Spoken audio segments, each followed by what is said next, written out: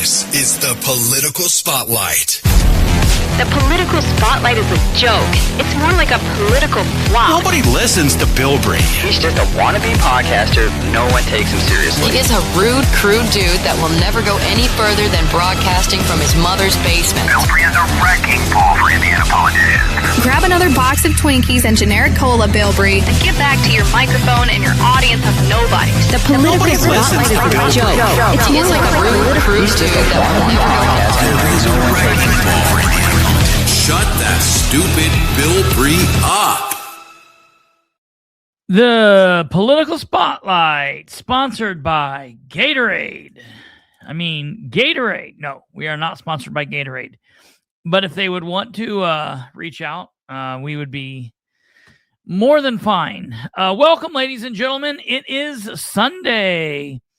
And what a Sunday it is. We are, I guess, heading back to the heat. As you can tell, the last week or so, they said that the pollen was going to start being a thing and allergies were going to start being a thing. And I'm, of course, got this throat thing going on, but we normally deal with that probably. It generally kicks in about the mid part of August and then runs through basically June. It's like August to June. And then I'm clear like June and July. And then it basically runs from August, August, September, October, November, December, January, February, March, April, May, June. I have this like raspy throat thing going on. It is what it is. Longtime listeners know. Hope you guys are doing well. Hope you guys had a great weekend.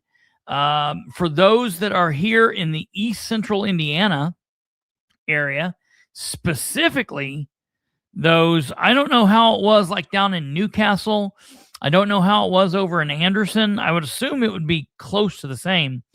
But man, in Muncie yesterday, I'm talking about not like a severe thunderstorm, not like a really crazy, oh my gosh, lightning and thunder and tornado and hail. I'm just talking about good old-fashioned rain coming down from the sky in a way that I just have not seen in 40 plus years of living. I can tell you the rain that occurred. I just saw what Kate put down. Oh my God, I about ended the show. Holy crap, that would have been bad. I just saw what Kate put down in the comments. August through May is allergy season. June and July is kidney stone. That is so true. That is hilarious. Yeah, it was a deluge. Let me tell you. I will tell you, man. I got to be honest. When I'm down here in the studio, you guys think I'm joking when I tell you that like I am a mile and a half below the earth. I'm telling you, I'm not joking. Where I am currently is like a mile and a half below the earth. And being that far down yesterday, I could still hear the rain. It was like nothing else. I got over to the elevator.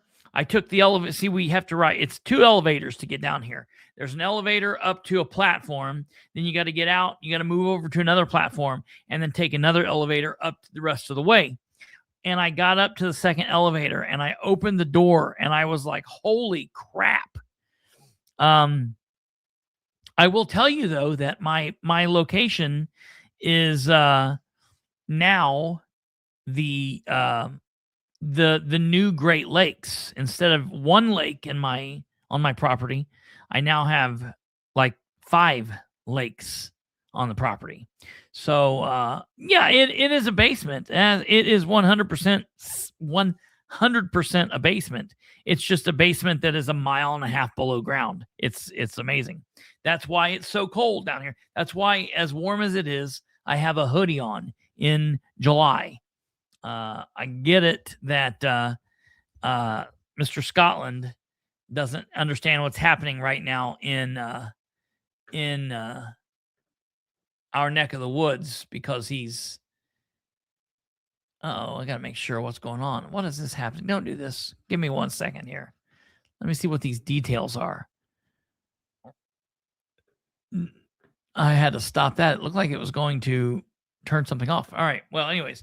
No, hey, Mr. Scotland, it is extremely hot over here. So the fact that I have a hoodie on is insane. Hey, if you guys would smash that like button,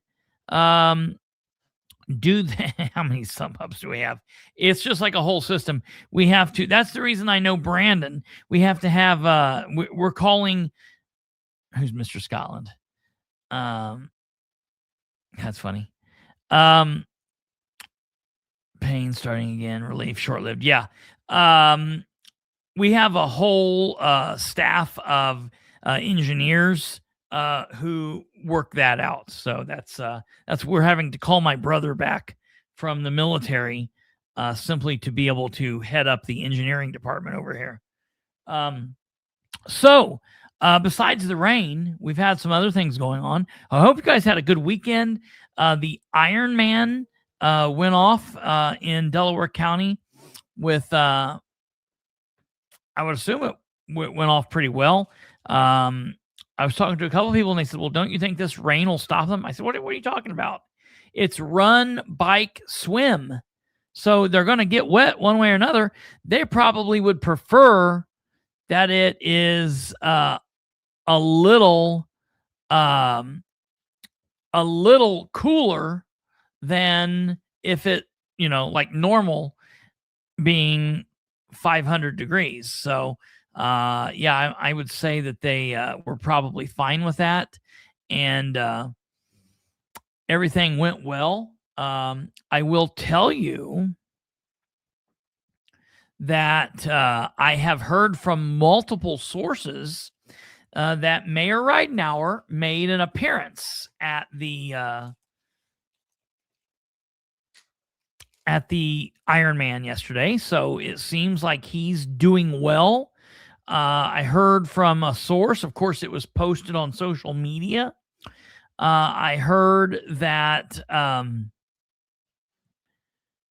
there was a man that was at making a delivery to the YMCA in Muncie, and he had made the delivery and then was sitting in his vehicle getting ready to leave, and the door opened and out popped Ridenour, and Ridenour looked left, he looked right, and then he took off running, and he was running and running and running, and they said he looked like the epitome of health, and I was like, well, that's good to know. That's good to hear. Ridenour has never looked like the epitome of health. I mean, never, ever, not once. Not since he was back on the council did he look good. He's always looked like he's been a little off. But the person was like, well, so, if you're healthy enough to be running around, outside on a Saturday, aren't you healthy enough to be running around City Hall? So there is that question.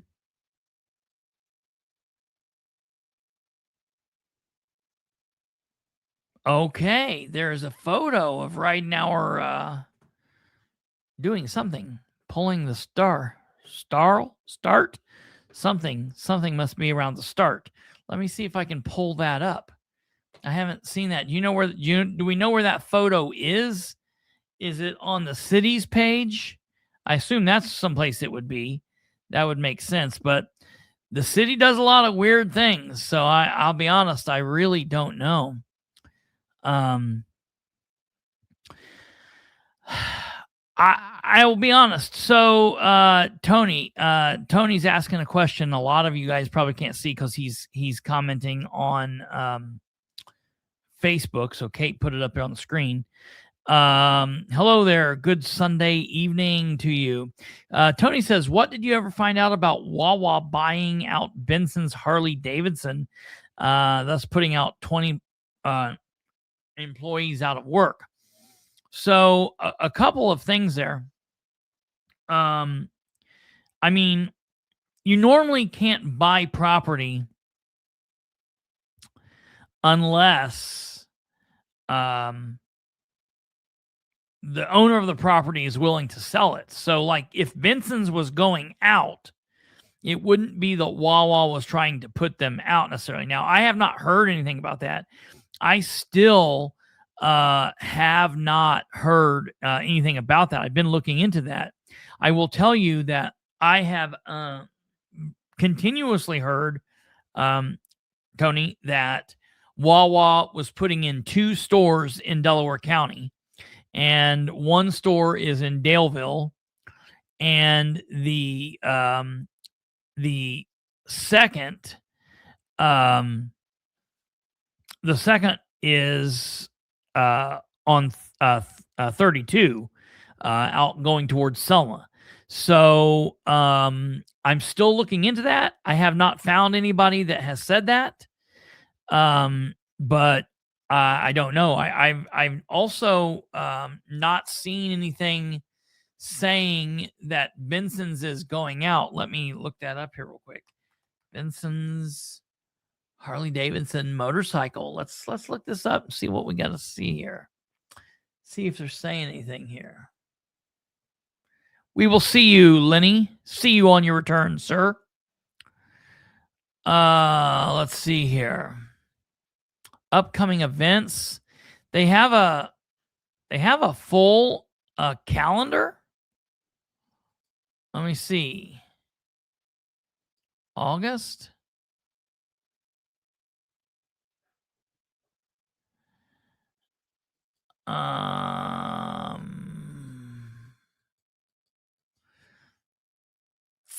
I'm not seeing anything saying that they're going out of business or anything. So I hope they're not,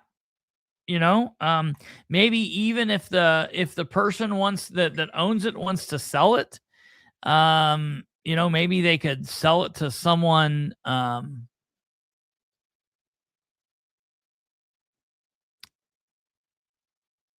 let's see here. Wayne Scaife.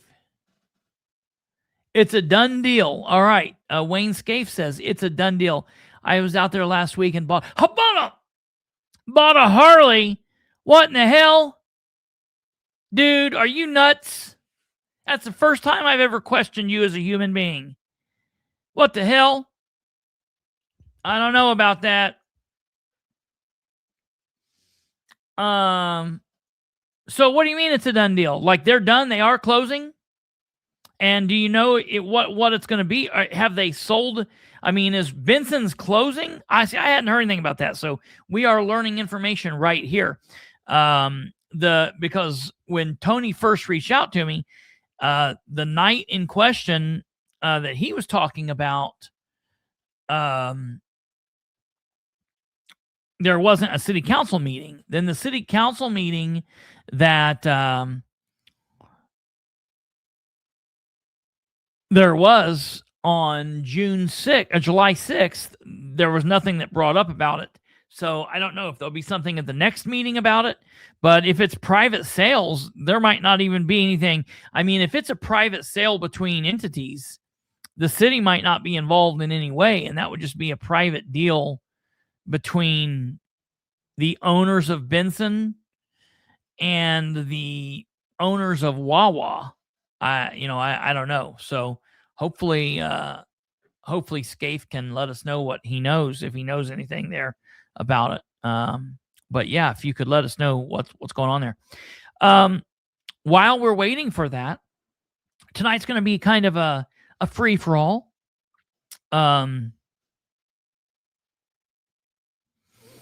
It would seem that would be a very expensive franchise to buy out. Yeah, I mean, sure, absolutely. And they've done a lot of work on that corner, and I mean, done a lot of great business for years and years and years there. I'll tell you, the Muncie Police Department is just in the process of getting ready to restart their motorcycle division. And there have been a lot of people that have taken issue with this. I don't specifically take issue with it. I think it's kind of cool. You know, I'll be honest. I don't want to give them money to do that. I don't want them to appropriate money from any other place or from the general fund. But if they have funds in their budget, and if they are willing to do that, I think that's not a bad thing. But they said in one of the releases that they had been working with Benson and a shop in Indianapolis, somewhere Greenfield maybe. I don't know where exactly they said, but and they seemed like they would be doing work between both. But I guess if it's a done deal, it might be. I don't know. I have to do some more look into that, and we'll see what comes of it. I mean, if it's a private deal, there would be nothing for the city to handle there, but we'll just have to see what happens. So tonight, ladies and gentlemen, we're going to talk about a topic that we talk about pretty frequently here.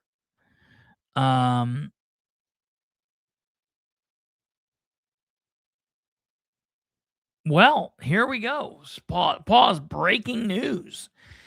They will tear down Benson's and build a Wawa.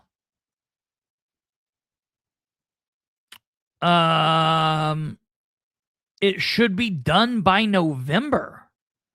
It's a done deal. Well, then, Tony, with that being said and done, I will tell you this. There's nothing that has come before the city. So this has not been discussed at a city council meeting. It's not been discussed at the Board of Works. It's not been discussed. It's not been discussed in Delaware County government. And that doesn't mean anything good or bad. I'm just telling you it's not been discussed. And I'll be honest, as long as they're not changing any of the zoning, you know, it's definitely zoned commercially out there. As long as the zoning isn't changing in any way, it wouldn't have to come before the city. So it wouldn't be anything that the city's involved in. If you have two private individuals, somebody that owns Benson and somebody that owns Wawa, and they make a private deal, that's not something the city would ever be involved in. And as far as closing,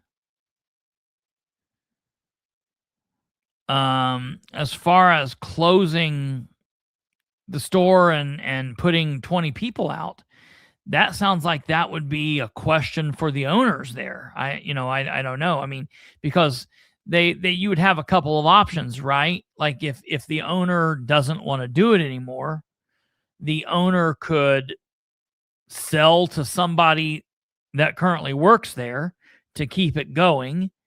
They could sell to an outside source to keep it going, or they could close it down and or sell to somebody different who would, change the store.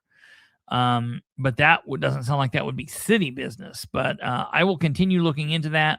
I'm just seeing here that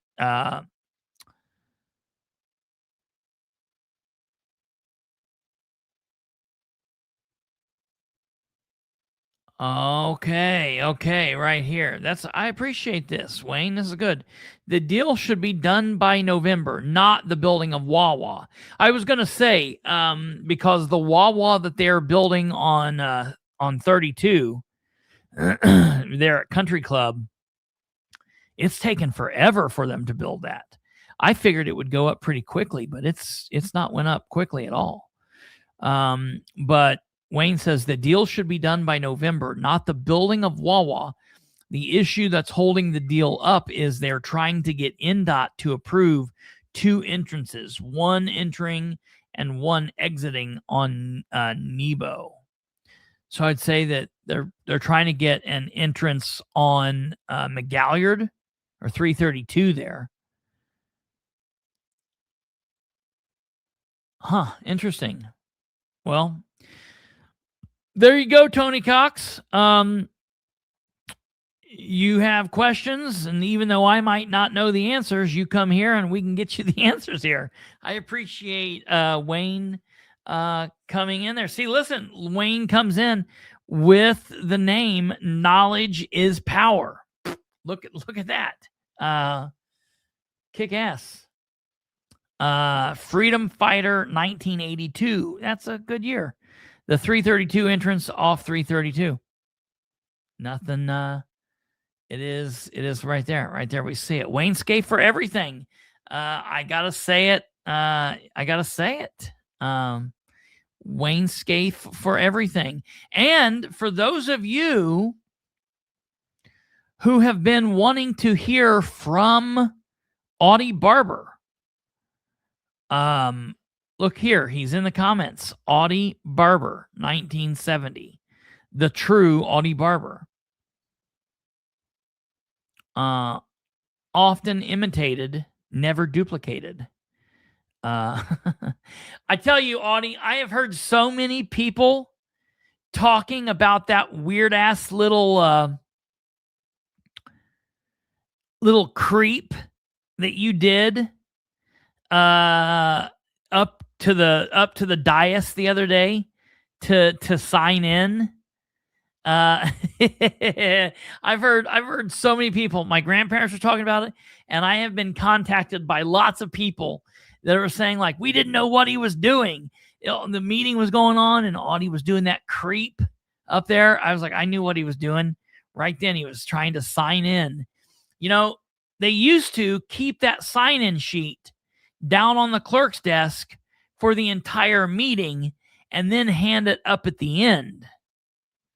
That's what they need to do so that stuff doesn't happen.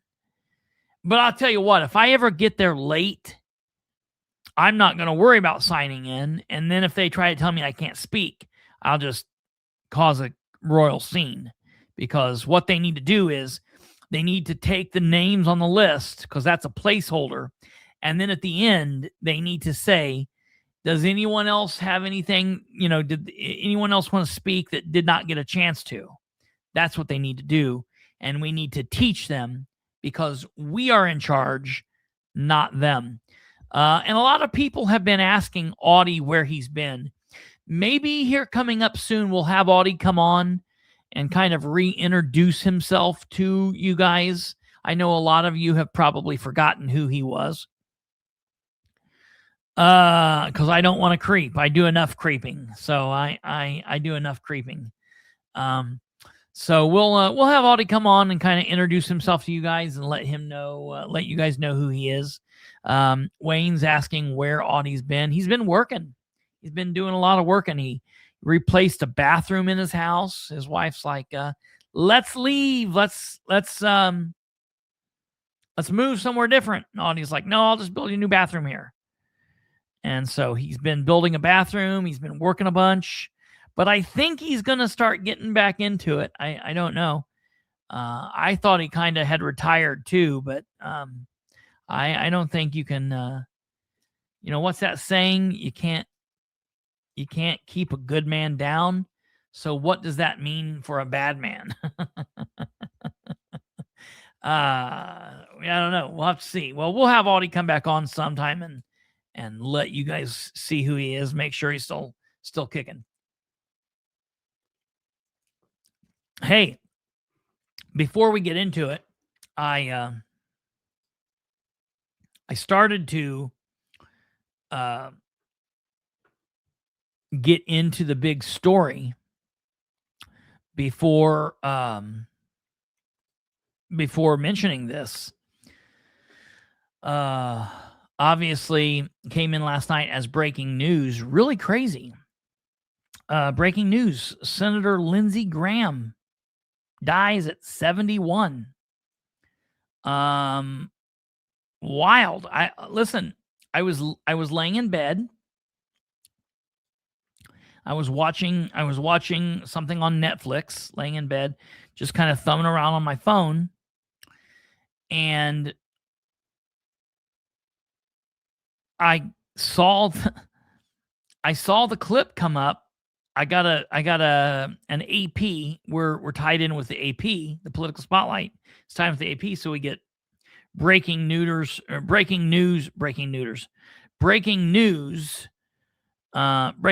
too. From OF. Breaking news from Reuters and AP, and I saw this thing pop up that said, breaking, Senator Lindsey Graham dead at 81 or 71. And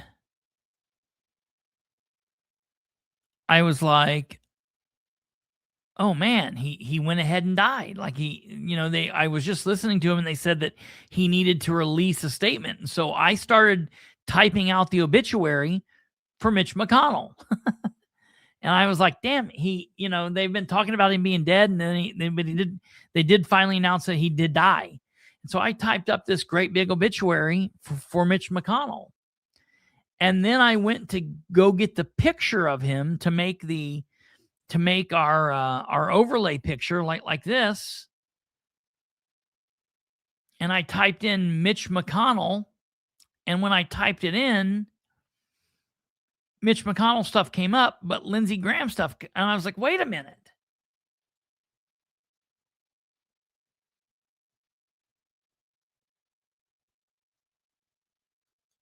That's weird. Lindsey Graham's not Mitch McConnell. So it was like a total mind weirdness.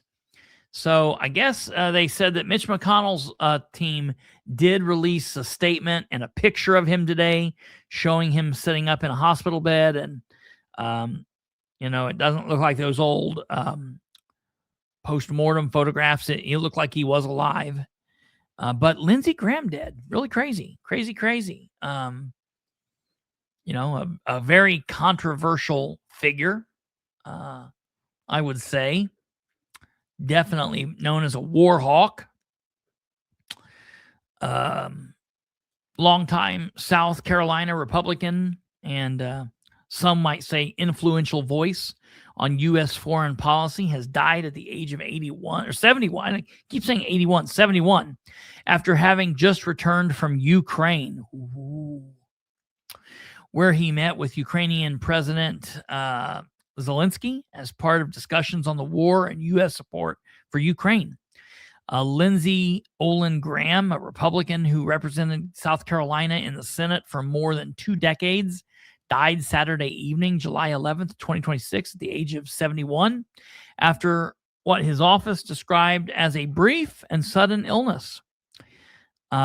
His family requested privacy and thanked the public for their prayers.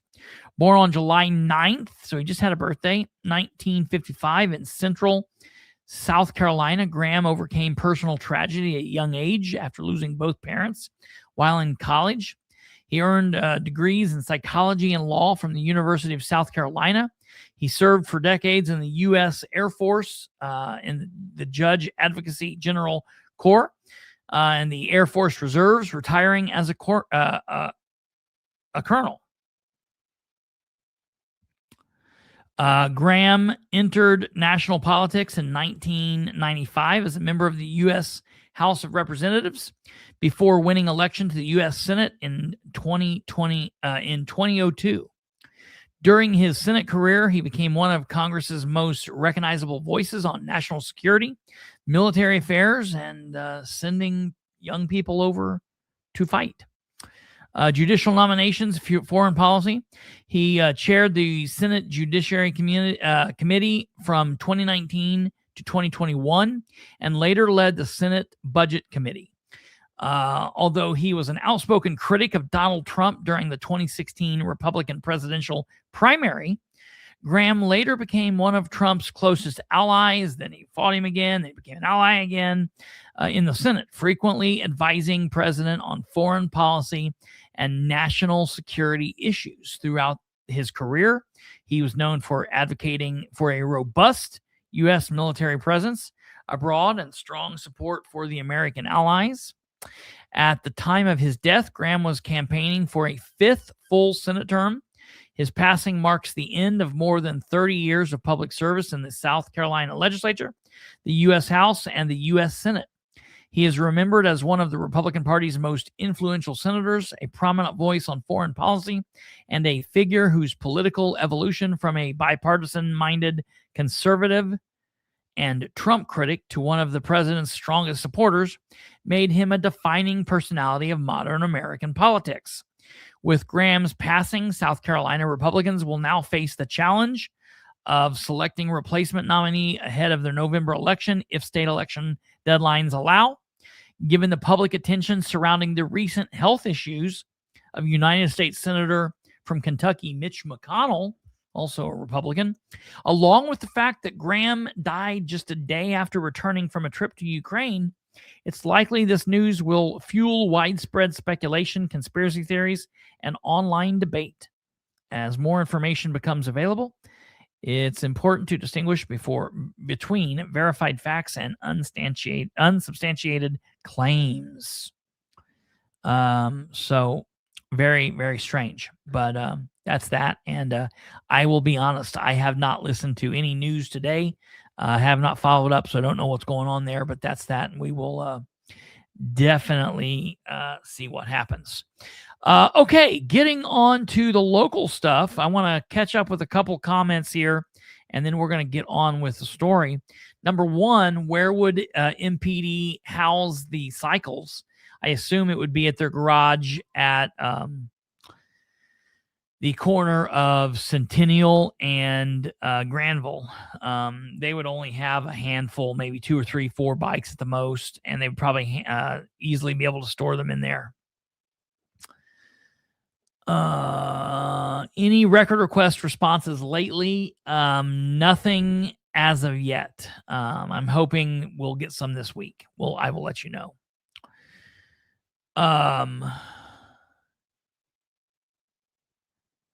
What a coincidence. He was pushing to put sanctions on Russia and end the war in Ukraine. Yeah, right? Interesting. Oh, Kash Patel's looking into it in both directions.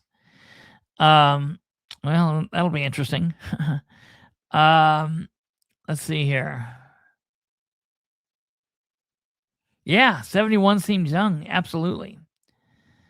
24 years in the Senate is too damn long. Yeah, absolutely. I definitely agree. It's been way over a year that the up-and-coming Wawa on 32 East Country Club Road has been under construction. Yes, it's crazy. Normally, they get that stuff done quickly. Hell, they just started the McDonald's on 29th Street. They're at 29th and Macedonia. And they're going to have that thing up and done like next month. And they've been building this Wawa for, forever. So, yeah, I don't understand what the deal is there. Very, very, very, very, very, very, very strange situation. They won't store the motorcycles in the garage. They will probably build a little barn somewhere on an R&B. What are their names? R&B Industries, R&B Associates, something like that, which is owned by John Brook. I don't know who the R is. I know who the B is. It's Brook, but I don't know who the R is. But they are raking in money hand over fist. John Brook, I tell you, I don't know if I despise him because I'm jealous or I despise him because he seems corrupt. I just don't like what he does. But dude, he has figured out a way to nickel and dime. And when I say nickel and dime, I mean more like hundreds of millions of thousands of billions of dollars from city and county government. It's wild how much money that dude has cobbed onto as an elected official.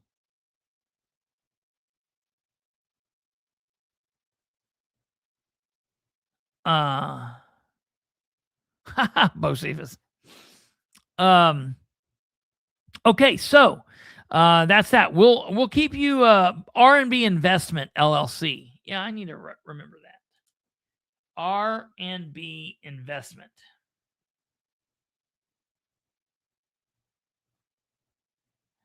That's right. I need to find out who the R is. I don't know who that is. I don't even know who that would be. Unless he was just Ridenauer. Yeah, right. That's the conspiracy theory. I don't think those two get along. I don't know that they don't get along. They just don't really run in the same circles. Wawa in Newcastle hasn't even started at 3 and 38. It's been an empty lot since April. Are they putting one down there? I don't know how long it took them to build the one in Daleville. I don't think it took them very long in Daleville.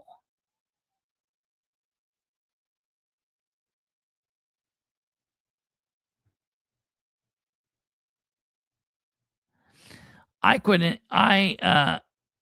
evidently have an LLC R&B Property Solutions. Wait, you do? Like you personally have that? That's hilarious. So,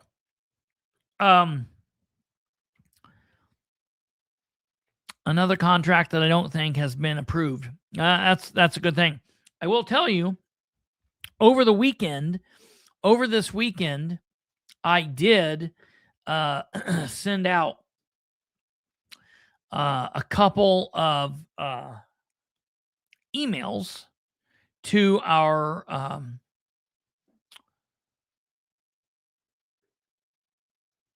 friends in city government. Specifically, I reached out to, now I want to we're putting this on the record, okay? On Saturday, July 11th, I reached out to President Green. I emailed President Green solely, just him attaching, no one else. And I say, President Green, I hope you're doing well. I'm reaching out with a couple of quick questions. First, do we have a date and time for the upcoming Public Service Committee meeting? Now, keep in mind, the Public Service Committee meeting is the committee that will meet to hear about the Muncie Fire Department's proposed Station number 5 deal. Okay, that's what that is. All right. So that was my first question. Then, in a second and totally unrelated question, I asked him the second question. Can you confirm whether the council, you guys as a whole or individually, submitted questions to the controller's office by the new deadline, end of the business day on Friday, July 10th, 2026? I would greatly appreciate your response. Please reply to khbilbrey@gmail.com or text or call me at, and I gave you my number. So I sent that to him yesterday. He didn't call me or text me or email me yesterday. I did not get a text, call, or email today, and I'm perfectly fine with that. I'm assuming that he will respond hopefully sometime tomorrow, because as we know, he said on the record that he would do better about responding and replying. You guys all heard it, right? We all heard it. It wasn't just me. Okay. So I'm assuming because of that I've got no problem with him, taking Sunday off. He's a preacher, and this is church day, so I'm okay with him not responding today. But when he doesn't respond by tomorrow, I'll still be okay with it, because tomorrow, in my opinion, is what will start the 24-hour window. So I will give him until Tuesday, and then when I don't hear back by Tuesday, I will start with my follow-up emails. And then from that point, I will follow up every 2 days, 48 hours, until he responds or until we meet again. I'm only trying to keep him to be a man of his word, So that's that. I then, and I want to be clear when I say this, because I'm going to say this, and you might be like, well, then what's the point? I then sent a one-off email to Muncie City Councilor Nora Powell, someone that a lot of you know has been at various times an arch nemesis of mine. Okay. Now, we kind of have, I think, it's never been stated, but I think that we might have called a truce there, maybe temporarily. Okay. It is what it is. I didn't say anything. She didn't say anything, but we've been being cordial, I guess we'll say that. Is that the right word? Okay. Did you state that date? Well, I didn't specifically state a date to him. I just said, I'm going to email you. Oh, the time limit. I don't know what you're talking about. Are you talking about the time limit for them to submit the questions? We'll get to that here in a minute. We quit calling. Yes. That counts as cordial. So I sent basically the same email to Nora. Counselor Powell, I have a couple of quick questions. First, do you know if the date and time for the upcoming Public Service Committee meeting has been set yet? Second, can you confirm whether the council submitted its questions to the controller's office by the new deadline? The end of the business day on Friday, July 10th, 2026. Or at the very least, if you did, can you also advise whether you were all doing it separately or as a council? Thank you in advance for your time. So I sent that to Nora at almost the same time I sent Jeff Green's. Oh, I see what you're saying. No, I did not give him a time limit to reply by, because I don't feel like that's my responsibility or my job. I also feel like giving him a timeline seems kind of shitty, and I don't feel like it's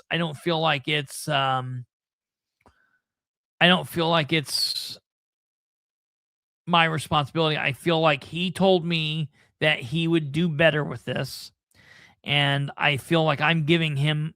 I emailed him yesterday, and I sent the email yesterday, but I'm giving him an additional 2 days because I'm perfectly okay with him not responding on Saturday, and I'm perfectly okay with him not responding today.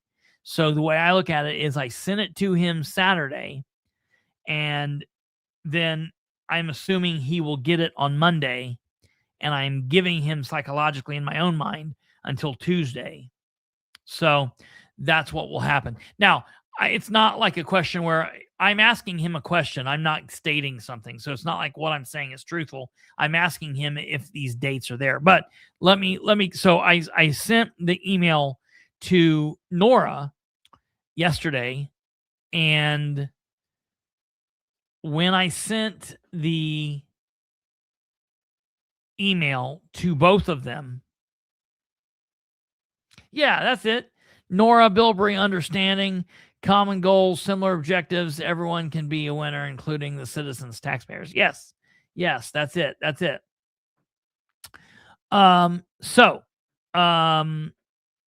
Nora responded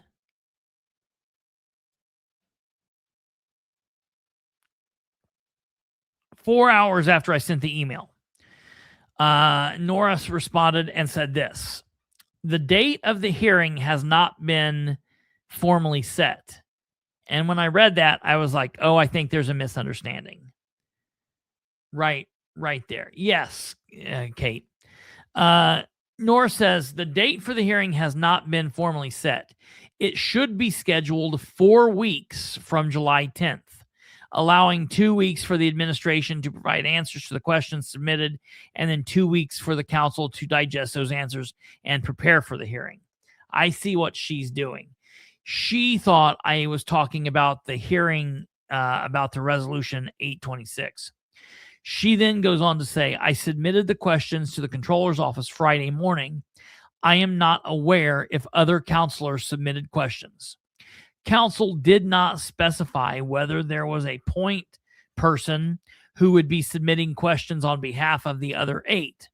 I approached it from the perspective that individual counselors would submit questions. Although I had conversations with individual colleagues discussing questions we each had about the repeated audit findings, I sent my own questions.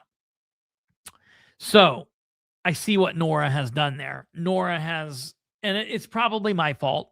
I will take blame for it. So Nora did respond to one of my questions. So my question was, did you guys as a whole, or did you submit questions to the controller reference resolution 826? And she said, I don't know about everybody else, but I did. So she did Friday morning. So that's good. I then sent back to Nora a follow-up email saying, I thank you for your quick reply.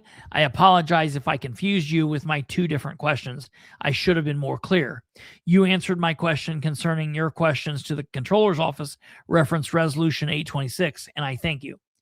But the other question wasn't about resolution 826, the public hearing. Rather, I was asking about the second attempt at the Public Service Committee meeting in order to gain more information on the fire department's proposal for Station 5. Can you let me know there? And so I sent that email to her, and I'm looking here to see. I don't know if she's responded to that yet or not. Give me 1 second here. Yep. Yes, she has. Good. I'm glad I did this. Nora's response is, Counselor Dishman hasn't scheduled that meeting as of yet. So, I appreciate her response. We know Counselor Dishman has not scheduled a meeting as of yet. Tomorrow will start Monday the 13th, and essentially they have, all of next week, all of the the week of the 20th through the 24th, and the 27th through the 31st. So they have a lot of time still. I wish, and I don't understand why they won't, just go ahead and schedule the damn thing. Go ahead tomorrow and schedule it for the following week or the next week. That way, see, here's what I don't like. Here's what my worry is. My worry is they do this thing where they don't take any action until the very last minute. They won't schedule this. They'll because they've got to call it 48 hours in advance. So it's not like they can go in tomorrow morning and say, we're going to have a meeting this evening. The soonest that we could have a meeting as of right now, the soonest that we could have a meeting would be 8:30, not 9 a.m. on Tuesday. No, that's not right. It would be 9 a.m. on Wednesday. Because if they go in and at 8:30 they announce it on Monday morning, Tuesday would be 24 hours, Wednesday would be 48. So the soonest that we could have would be 9 a.m. on Wednesday. So they've got to give 48 hours. They can give way more than that, but what they will do is they'll wait until Wednesday the 29th to call it. We'll have it at 6 p.m. on Friday the 31st, and then when no one shows up, the administration and the bond counsel and the city attorneys and everybody will get to say, well, they scheduled it late, and we had plans where we had pre-planned obligations. So what they need to do is they need to send out an email to Dan Ridenauer, Jeff Howell, Craig Wright, the city attorney, and Dennis Otten of the bond attorney, and the fire department, and say, hey, we're going to schedule a meeting for sometime between Monday the 20th and Friday the 24th, and Monday the 27th and Friday the 31st. Could you guys give me 3 different dates that work for you? And then he needs to get those dates back and put them together, or put a time frame together, or moreover, tell me a date that doesn't work. And then when he finds a date that does work for all those people, bing, he needs to put up a date. And then they need to get their asses there. That's what they need to do. I don't understand why they constantly do this. And I'm not mad at Nora. She can't schedule this. It's on Jerry Dishman. I'm not even mad at Jeff Green. And you know what? You see that email? That's crazy. I didn't show it to you, but I will. Let me show you this. This is what's so funny to me. Jeff Green thinks I'm a bad guy because I get up and yell at him about not being able to figure out his emails at the council meetings. He thinks I'm probably just completely out of line. How dare I? I should respect my elders. Da-da-da-da-da-da-da. Dude, you're not an elder. You're an elected council person. There's no age. There's no skin color. It's not a man or a female. You're either an elected city councilor that's capable of doing your job, or you're not. And it's one of those two things, okay? Because I do respect my elders. I just don't respect people who is not deserving of respect. You don't get respect simply because you exist. You get respect because you earn respect, okay? But this is what's funny to me. I asked Nora a question that she didn't know the answer to. And Nora said, Counselor Dishman hasn't scheduled that meeting as of yet. Nine words. 9 words. Well, then her name. 1011. And she completely answered my question. Jeff Green could get that same question and simply say, I do not. I do not. Or, better yet, he could just say no. 2 letters. No. But he won't do it. And here's the thing. I'm going to continue emailing him, even though I have partial answer, and I know that Jerry's not scheduled it yet. I'm still going to be emailing Jeff, because Jeff and I now have a date with destiny. And that date is the 3rd of August.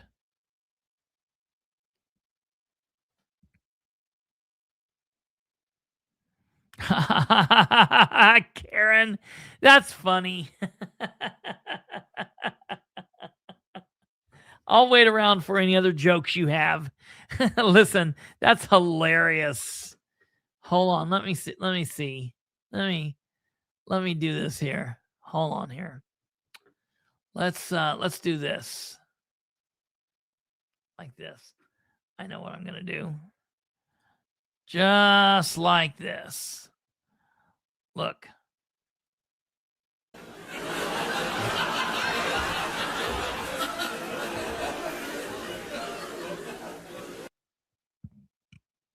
I expect the council to know how to conduct a meeting. What's wrong with you?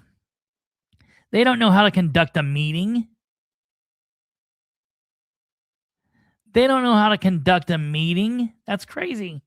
They should. No, I mean, there's nothing wrong with you. That's a legitimate expectation. I also have that expectation. But for some reason, at least for the last 3 years, it's been really crazy. It's been really crazy for the last 3 years. We're getting ready to move on to the other topics here. But I want to show you this. We do have this, and I assume it came maybe from Jackie. And I want to thank her. But we have this. Wow, he's looking good. He's looking all right. So I'm happy to see this. This makes me happy. I'm ready for him to get back to work. He needs to get back to work, but I hope he continues mending, and I'm happy to see that he is truly out and about, and that makes me happy. Yeah, Karen, listen. You are not. You're not. That's not a dumb place. That's not a dumb thought that you would expect them to run a council. There is training that they are allowed to attend. They can attend it as much as they want. They should attend it as much as they want. What they should do is they should elect somebody. Listen, there are a couple people that could probably run the meeting. What they need to do is they need to elect those people to be the president of the council. Nora could conduct a meeting appropriately. God, there's a time in my life that you could not have paid me to say those words. But I'm telling you, Nora could be the answer, but they won't do it. Just briefly before we move on here, we are now down. Okay, so the controller's office documents, that's done. Council's written questions to controller, that's done. It says the deadline was July 7th. However, as you guys are aware, or you should be, I'll make a new one of these. That deadline was set to from the 7th to July 10th. So now, hey, it is what it is. That is right. That is right. Bo, that's right.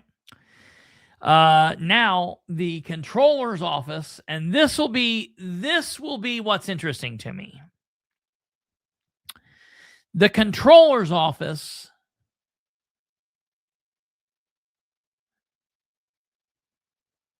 has until the end of business on Friday the 24th to provide their answers to the council.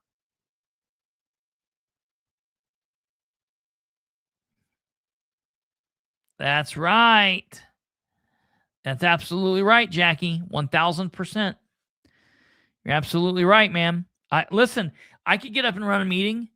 Jackie could get up and run a meeting. Karen could get up and run a meeting. Absolutely. Here's the thing that kills me. If you really want to talk about it, let's say Karen was elected to the council and all of a sudden Karen became the president. I'm pretty certain she would get up and screw up maybe the first meeting. She would have a problem, make a mistake. But once you make the mistake once, I certainly don't believe she would make a mistake, that same mistake the very next meeting. I certainly don't believe that would happen. That's the problem I have. These people are human. I don't care if they make some mistakes and they screw up here or there. I'm okay with that. No one's going to give them a hard time for that. But to make the same mistake, listen, the fact that we continue to go to these meetings and the doors are locked. And because listen, you know what happens? Audie knows the doors can't be locked. So Audie gets up there and there's a bunch of people just standing outside with their hands in their pockets thinking, well, hopefully someone will let us in. And Audie's like, no, screw this. Bang, bang, bang, bang, bang, bang. This is our building. This is our meeting. This is illegal what they're doing. Audie knows that. So he causes a scene and he gets in. The fact that the doors have... I started saying this in June of 2025. I attended a Parks Board meeting June last year, and I said, hello, your doors are locked. That's not okay. You need to figure that shit out. And it seems like once or twice a month since then, we run into the same problem. That's not okay. That issue should have been solved back in June of 2025, the very first time I said it. Okay? So that's the kind of stuff I'm talking about.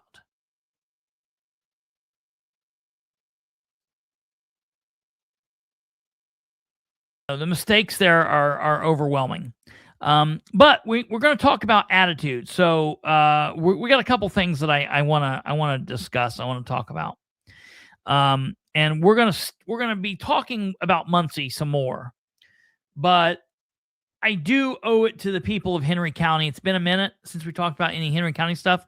We're going to come back to Muncie. But I do want to talk a little bit about an ongoing situation. And this is perfect for the situation. Because what we're going to be talking about next for the next few minutes is attitude in local government.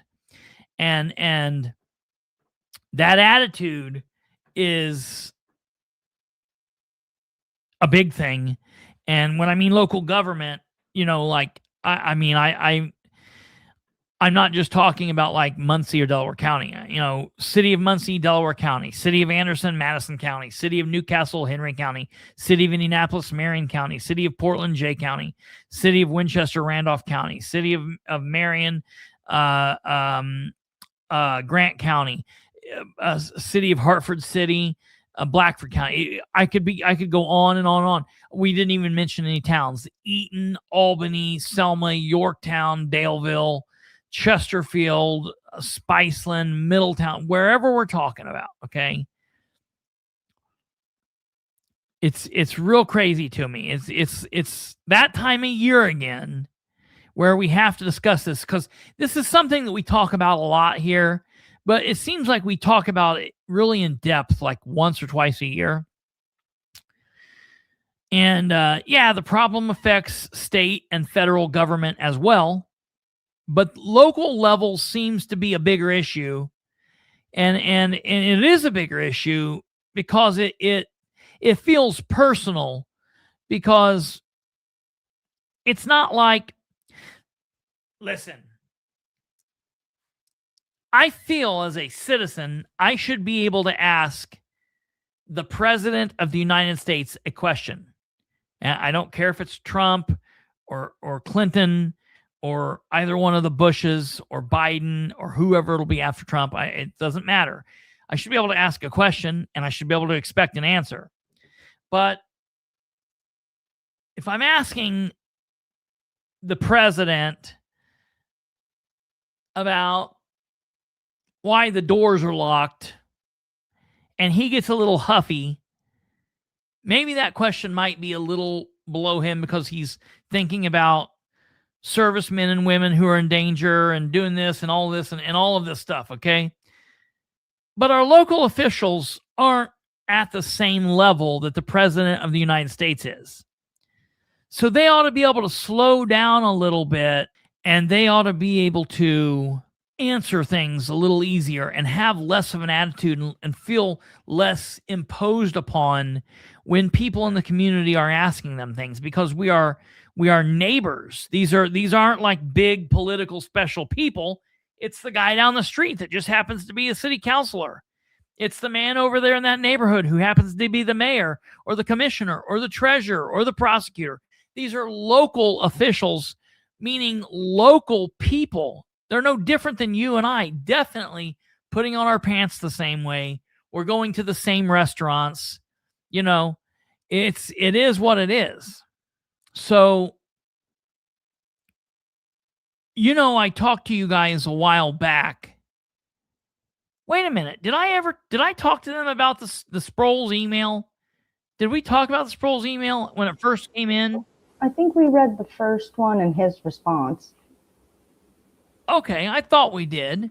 Mm-hmm. I was going to say, I thought we had like an initial, because I was like, I know I told this to people on here. So we got a little bit of a Sproles Watch 2026. So we'll recap this, I guess, for everybody to probably make it, you know, so it's all cohesive. So yeah. I told you guys a while back. We'll walk through it just briefly.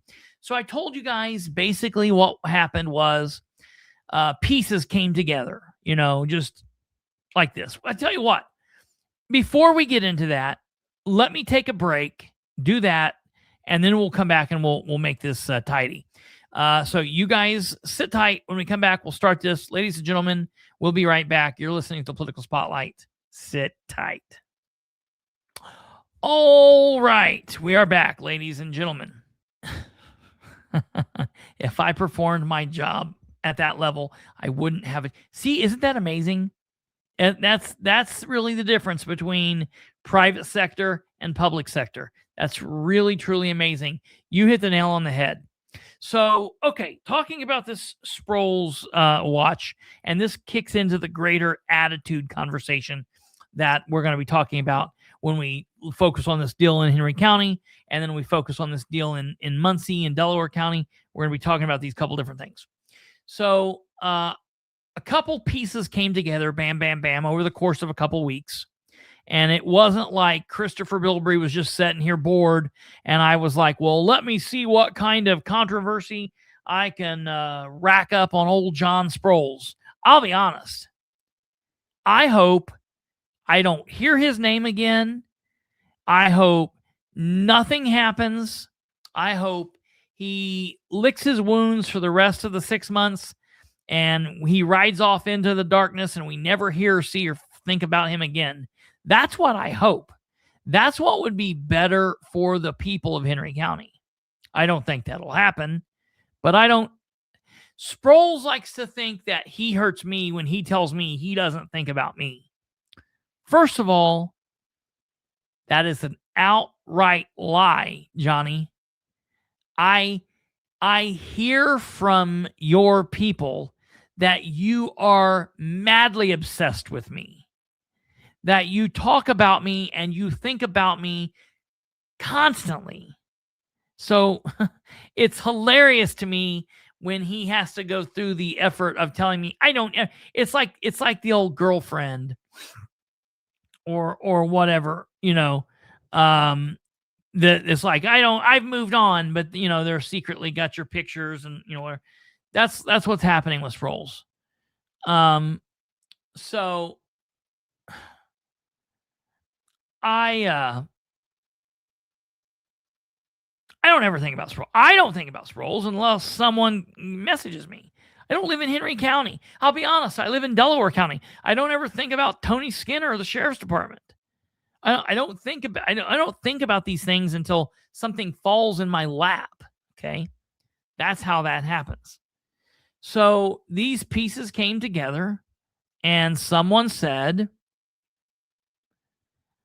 you know, over the course of 4 or 5 different pieces, over the course of 3 or 4 different weeks, it came together that someone said they thought that maybe John had drove a new vehicle of the county to a vacation, and I happened to just have heard that he went on vacation to Montana, and I was like, certainly he wouldn't have done that. So I sent an email. Jeff Hager, if you just got here, we talked about the motorcycles earlier, quite a ways back at the beginning. You'll have to go back to the beginning to listen. We talked about those. So I sent the initial email to a bunch of elected officials, okay, asking a question. Basically, this was back on July 4th. I sent the email and I just said, I have a couple of quick questions for lame duck Sheriff John Sproles.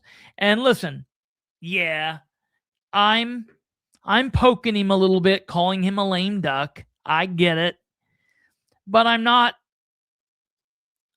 calling him, a shithead or, hey, you bitch. I'm not being disrespectful. A lame duck is someone who is elected to an office who is not going to be in that office because they're leaving or they got beat after the next term and they're still working while someone else is going to be new coming in. It's a political term. So I'm poking at him a little bit, but it is what it is. I've been plenty respectful over the years, and it never got me. It never, Stumblefoot. It never got me anywhere. So I figured, all right, I'm going to poke along with him a little bit. So I said, happy 4th of July, everyone. I have a couple of quick questions for lame duck Sheriff John Sproles or anyone else who can answer them. I'm aware that lame duck Sheriff John Sproles recently took a much needed vacation to Montana. I hope it was restful and relaxing. That said, after the trip, multiple people contact me with information that seemed unbelievable. I'm telling them I don't believe it. So in an attempt to disprove what I've heard, I decided to reach out and ask. As I've heard, you've got to ask questions because that's where the answers are found. So here we go. Did lame duck Sheriff John Sproles drive a Henry County vehicle on his trip to Montana or wherever he went? Certainly, I would think there's no way this would have happened. And asking you all, John included, is the easiest way to prove it didn't happen. So if the lame duck sheriff, chief deputy, county attorney, or any of the commissioners, counselors, and or auditor can advise, that would be great. I guess the possible answers to this question would be the following. No, didn't drive it. Yes, did drive it. Or we're not really sure. But if anyone else other than Sproles says we're not sure, those people should then want to know the answer to this. If the answer to the question is yes, lame duck Sheriff John Sproles did drive a county-owned vehicle on his vacation, a follow-up question to that would be, what vehicle did he take? I also have a question for anyone who can answer. Has the sheriff's department recently taken possession of a new truck? Now, in my mind, when I'm saying truck, to me, that's anything other than a police car. Did they take a Durango? Did they take a Tahoe? Did they take a Yukon? Did they take a Chevy Silverado? A truck, or an SUV truck? That's what I'm getting to. Also, recently means in the policing government world, anywhere in the last couple of months. And take possession of means, is the county's driving it? Yes, the county vehicle is owned by the commissioners, so I get that the sheriff doesn't specifically own them. I get that. Do the sheriff's officials have a vehicle in their possession, or will they have in their possession because they're doing other stuff to it, a vehicle that is a truck or SUV-like thing that they got? That's what I meant by that. If so, what was the make and model? Who was it assigned to? Has it been insured? And by chance, was this the vehicle that lame duck Sheriff John Sproles drove to his vacation, if in fact he did drive a county-owned vehicle? Okay. Lastly, if lame duck Sheriff John Sproles did drive a county-owned vehicle on vacation, did he pay for gas or did the county? That's simply what I ask. Okay. John says, canine criminal Chris. Okay. Well, he's disparaging me there. He's slandering me. It's libel. I'm not a criminal. I'm not currently accused of anything. I've not been charged with anything. The fact that he is responding to all of these people referring to me as a criminal, I got a real problem with that. But honestly, it's what he says next that I have the biggest problem with. You are a complete waste of oxygen. So in my opinion, like, he thinks I should be dead, because unless I'm dead, I'm going to be taking oxygen, but I'm a waste of oxygen. So he's telling me I should be dead. And he says it's over 1,600 miles to Bozeman, Montana. Absolutely, Air Admiral. We drove our personal white Yukon to the Indy airport and flew it to Montana. I've attached a picture of our Yukon in the economy parking at the Indy airport, marking my position. United Airlines did have to stop mid-air to refuel, and I did pay with a county card to fill it up the airplane. You can reach out to United information for information in mid-air refueling. So he's being a smart ass, and I can kind of appreciate some of the humor. Yuck, yuck, yuck. Whatever. Okay. He then sent me another email that said, also, no, we did not recently take possession of a new truck. And that's all he said. So my response back to him was, man, for LD Sproles, Lame Duck Sproles, to respond on a Saturday and a holiday at that, he must have been big time butthurt.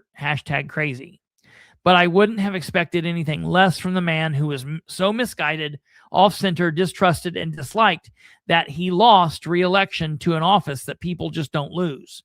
And that's true. Very, very, very seldomly does a first-term sheriff running for re-election not become a second-term sheriff. That just doesn't happen. Okay, it just doesn't happen. So Sproles really made history. But yeah, keep casting stones at me. I'm sure you don't have any soul searching or reflecting to do. Thing is, your email reply, like nearly everything else you've done during your wasted time in office, was just not the right and appropriate thing to do. But you just can't help yourself. That's why you're so predictable, LOL. The wild thing is, I almost like your sense of humor. If you weren't such an unlikable douchebag, you would probably be an all right dude. You just think too highly of yourself. You're like the guy who peaked in high school, going back to the games, wearing your leather jacket, creeping on the kids, even though you're 27.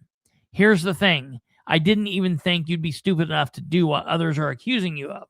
That's the kind of person that you have put other people to believe that you are. That's not my fault. That's his fault. I didn't think that he would do that, but other people out there did. I wasn't saying you did it. I was working on busting the rumor, but you just couldn't help yourself. Well, play on, Playboy. I could keep going. In the words of my favorite cartoon, Lame Duck, woo, I could go all night.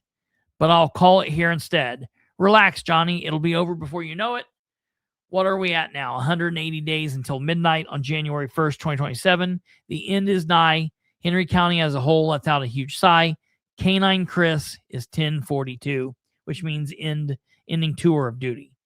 Okay? So that's what I wrote back to him. And I kind of thought, okay, well, that'll be the end of that. Josh will tell him, hey, don't respond again. Just let that be that. Okay? That's kind of what I thought would happen there. Well, lo and behold, he could not stop himself. He could not stop himself. So I also got to thinking, man, John likes to play semantics. And I was like, I probably ought to ask it in a way that he can't get around it. And I'm going to tell you why.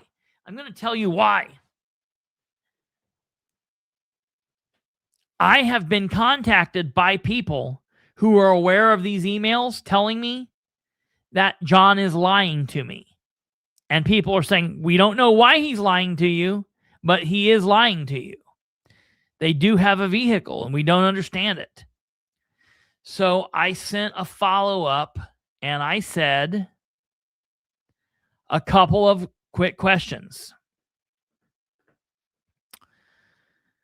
Just a quick follow-up on Lame Duck Sheriff John Sproul's second email telling me that the Sheriff's Department has not recently taken possession of a new truck.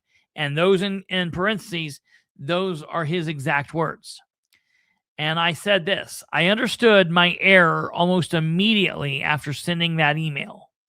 I knew the way I worded the email would give Lame Duck Sheriff John Sproul's, the king of semantics, the chance to play word games as he so often does. So allow me to rephrase the question. Is there a new or new-ish truck or SUV type vehicle currently being upfitted with lights, sirens, radios, and other police equipment? And if so, when did that start and how long has that vehicle been off the lot? Whoever can answer that would be fine. I'd even take an answer from Lame Duck Sheriff John Sproul's, even though he thinks I should be dead. Okay?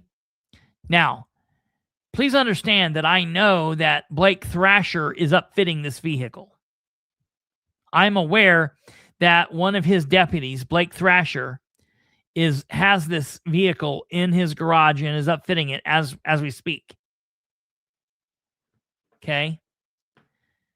So I don't know what game Sproles is playing. For the life of me, I don't understand what it is he's doing. But he did respond to that email, and it is as follows. Yeah, I will. I'll get it bigger. Kate's wanting me to make it bigger so you guys can see it. Beings. Oh, that's as big as it gets. There, you guys can see that. Beings we have not. Beings, is that a word? Do you put an S on that? Does that make a word? That's weird. He's emailing like he's talking. Beings we have not recently taken possession of a new truck would mean there is no new or new-ish truck being upfitted. Okay, well, you're still lying, John. We are currently upfitting a Durango, which is a replacement vehicle for Matt Guffey. No, John. I'm talking about the vehicle that is the replacement for TJ. What about the vehicle that's the replacement for TJ? That's the one I care about. That's the one we're talking about. Okay, I'm not talking about the Durango for Guffey. Well, get past that even. There's no new or newish vehicle. We are upfitting a vehicle, which is a replacement vehicle. Yeah, where did that come from? So it's new to the sheriff's department. Yeah. We didn't mean that it had to be brand new with the new car smell shining off That's the why lot. I said new or new-ish. And he says there is no new or new-ish truck, but there is a replacement vehicle. So what's that? That's not even the one. So he's lying twice. One sentence to the next, and he lies in one and then reveals the lie in the next. I don't understand this. He's lying exactly 2 times. Sproles, you're lying twice, Sproles.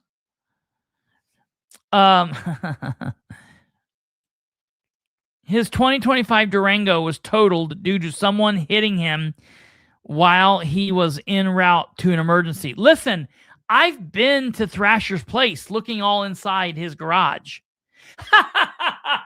Wait, they're going to come arrest me. That was a joke. I haven't been there, but I know what's in there. So just understand. Have I been there? No, I haven't been there. I know it's at Thrasher's house. I know what's going on at Thrasher's house. I know what's going on inside. I know what's going on everywhere. Maybe it's bugged. Who knows? I don't know. Time will tell. Maybe you can't trust anybody. Maybe Thrasher, I don't know.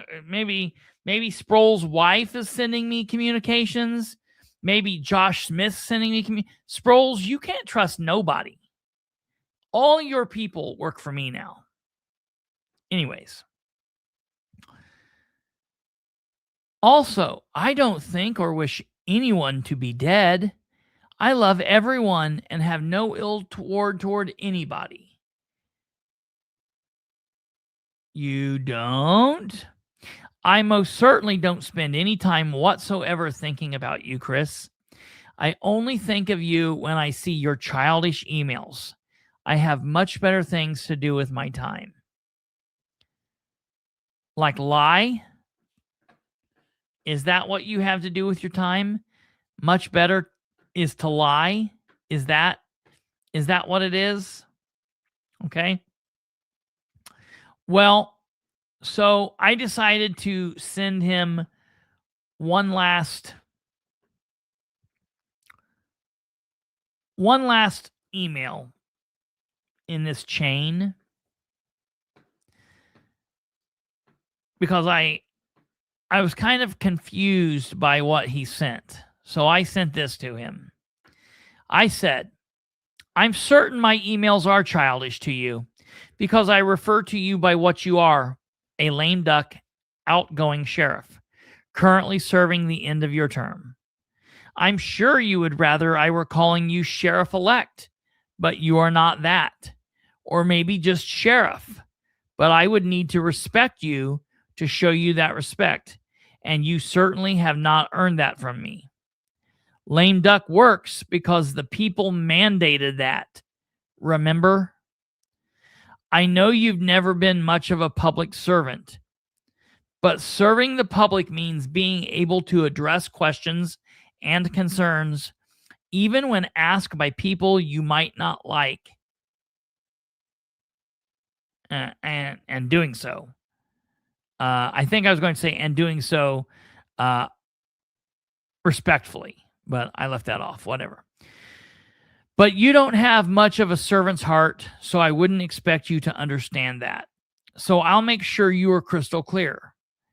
As an elected official, you'll receive emails, questions, and possibly other communications from me now until 11:59:59 on December 31st, 2026. And you can not like that all you want, but oh well. I haven't been trying to catch you in something. I've actually been attempting to stop 2 rumors, but being a narcissistic, egotistical jackass gets in your way every time. So much for your eat, pray, love motto. Thank you for your response. So that's what I sent to him. But it's just like,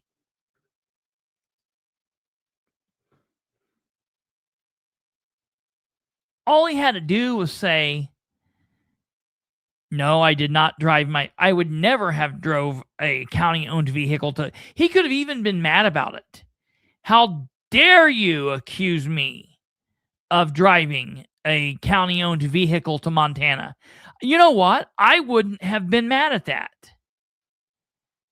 If he would have stood up for himself and been firm, but telling me that I'm a criminal, telling me that I'm a waste of oxygen, things like that, telling me, asking him a question, I wish, I don't know, I would like, I always said, normally when politicians that I don't like, you go buy a 6-pack of beer and open it and sit there and drink to them leaving, but I don't know. I don't know if he'll have a party or not. And I'm not much of a drinker, but I don't know if he is or not. I don't know if he drinks or not. I don't think he does.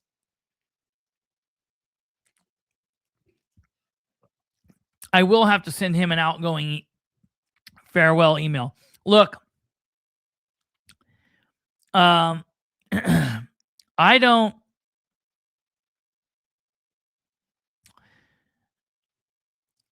think he has a different vice. That's very true. I don't think this is the last time we will communicate. I'm sure we will communicate more in the future. I just hope that he can at some point learn to be respectful. I'm going to be honest. I don't think that he is going to do well as an underling. Now, I'm hearing some kind of crazy ass rumor that they might be trying to put him in a captain's position. But he never attained the rank of captain. He never attained the rank of lieutenant. He never attained the rank of sergeant. He was never a corporal. To my knowledge, he was never even a field training officer. He was just a lowly, piddly, nobody cares anything about him, patrol level deputy with only 2.5 years on when he became sheriff. So I don't believe he should go back to any position or rank other than lowly, piddly, do-nothing deputy sheriff patrol level entry position. That's what he should go back to. He's proven he cannot lead. Yeah, I mean, look, I guess they can make him a captain if they want, as long as he's a captain of nothing. He should be like the captain of the motor pool. Like he can inspect the cars every day if he would like. But they can't put him over people. That would be insane. Well, look, we see what he does when he's over people now.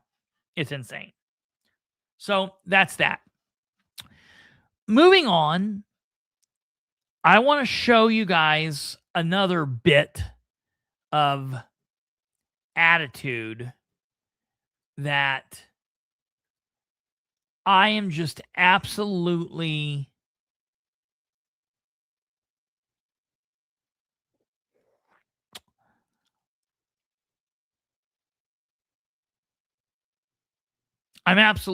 floored by. Somebody sent this to me last night. I won't say their name,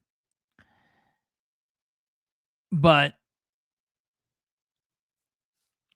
someone sent this to me and they said, man, she doesn't ever, not once, not ever, not never, never, ever, never, never, does she ever come off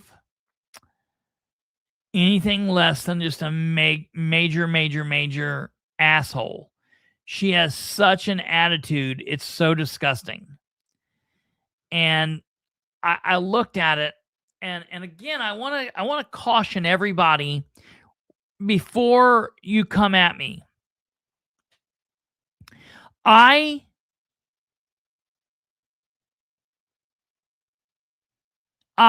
was extremely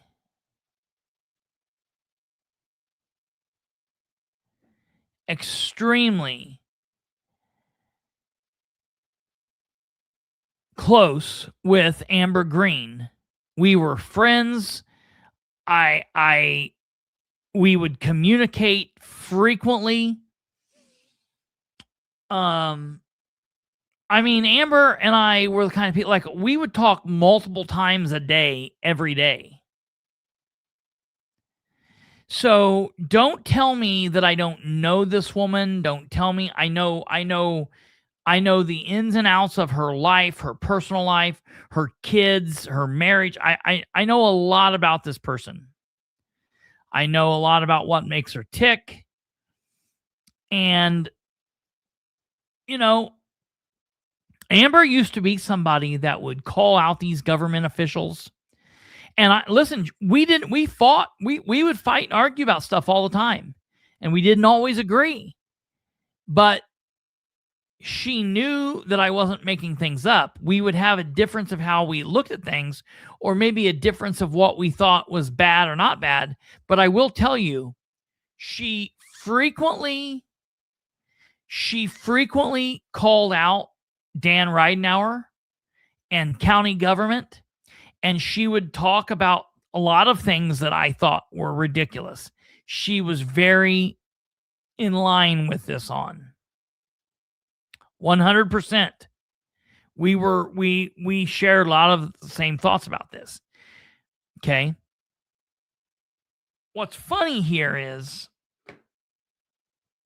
someone brought up that two of the most irate people in the Ridenour administration were both people who owned businesses who were failing, who went to the city for money.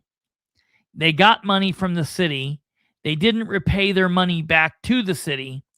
Their businesses failed, and then that money was gone, poof. And then they both got jobs. Shireen Wegley and Amber Green both got money from the city of Muncie. Neither one of them paid that back. And now they both work for the city of Muncie. And that's why they are willing to die on every hill for Dan Ridenour. Okay. Very important that people be aware of that. Okay.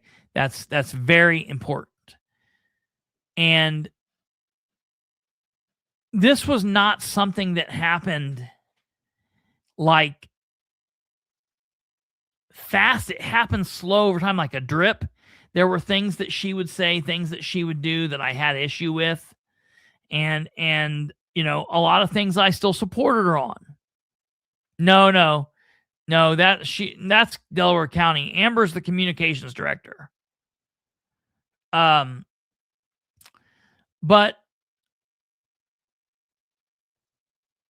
a couple of things here. First of all, we're going to watch. Now, this is not in her position as communications director. This is in her other position as Delaware County Redevelopment Commission president. Okay. So we're going to see something of interest here. And this pertains to Amber Green, the communications director of the city of Muncie, but also she's in her Delaware County Redevelopment Commission role as president. And we're also going to see Ted Baker. Ted Baker is the Board of Works for the city, the president of the Board of Works for the city of Muncie. And he also is head of the Innovation Connector. And I want you to watch what goes on here. This is very interesting. Innovation Connector request number 2. Good morning, Ted. Good morning. So members of the Delaware County Redevelopment Commission, thank you for the opportunity to speak once again to you. I also want to thank members of the Innovation Connector team, board members, clients, and supporters who have shown up in mass here today to support the work of the Innovation Connector. The Innovation Connector exists to create jobs and strengthen Delaware County's economy by helping entrepreneurs start, grow, and expand successful businesses. The Innovation Connector is not an office rental business. We are in the business of creating successful businesses. Office space is simply one tool we use to fulfill the mission of creating jobs in our community and growing these businesses. That mission has been unchanged for over 2 decades, even as the methods of business incubation have evolved. As your June meeting that I attended, you approved $25,000 of the Innovation Connector's $75,000 funding request and asked us to provide financial documents and asked us to consider raising or adjusting our lease rates to our resident clients. After meeting those requirements, you made a commitment to provide an additional $25,000 in funding. I appreciate the comments and the questions that you've made, and we took them very seriously. And we've done a comprehensive review of our finances, leaf structure, resident portfolio, and local commercial office market rates and such. The requested financial statements were provided to Board Chair Green and also to Gina on June 22nd, along with information describing our current lease rates and situations. Now, just to help us understand a little bit about where you are coming from on some of the questions, and especially about the question about long-term clients. Mr. Kiesling, you expressed concern and dissatisfaction with the length of client stays. Could you explain how you know this, or what you know about that, and the impact that they have on the Innovation Connector, and why? I'm just trying to understand. So, I mean, I've been in that building multiple times since 2008, and some of the same names of businesses have been there that whole time. And so, for me, in businesses, the Innovation Connector, an incubator for over 10 years. Questioning if it's launching or if there's codependency. Okay, so I can address some of those, and that is, we do have long-term clients, and it's not a bad thing, especially in the changing environment. That's Rob Kiesling.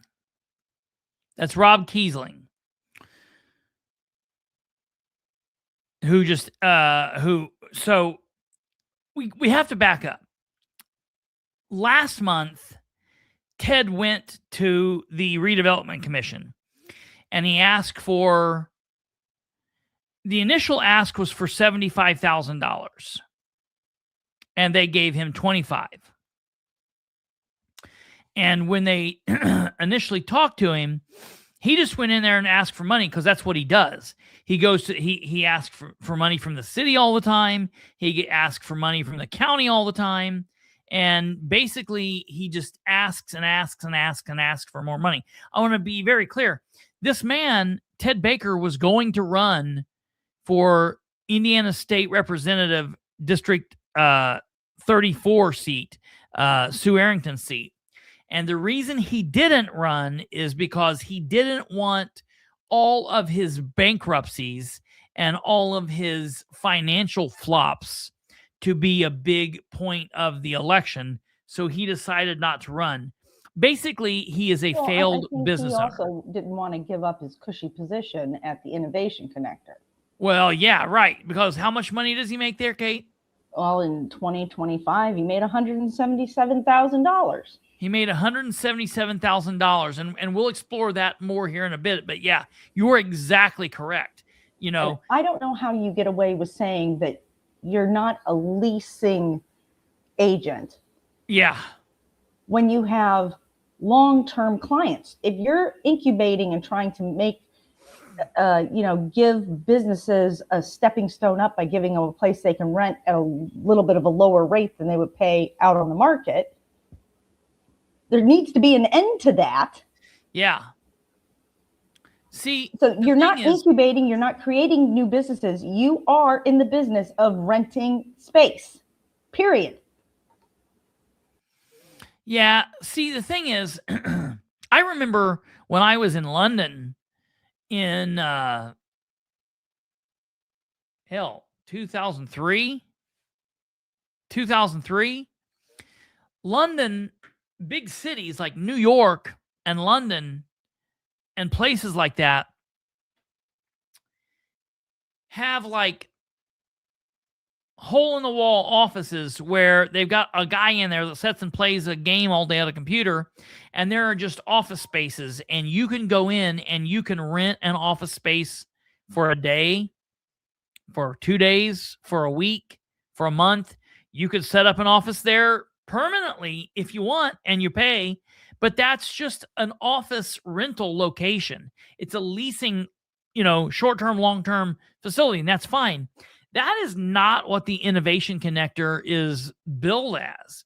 They're supposed to be this place that helps new businesses start, grow a little bit, get off the ground, and move out of the nest. We're gonna kick you out the door, kick you out of the nest, and you're gonna learn to fly, or you're not. And listen, sometimes being a business owner is tough. They don't all make it. Sometimes you got to kick and make it, and you fail, and you get up and do it again, and you fail. Ted knows everything about failing. He fails and fails and fails and fails and fails. I think he's recently found that now that he's got hooked up with this quasi governmental thing that he does, this private public sector, thing, he's now found out, oh, look, I make pretty good money here. So, he's doing well for himself. Okay. So yeah, Kate is 100% right there. It's so strange. But so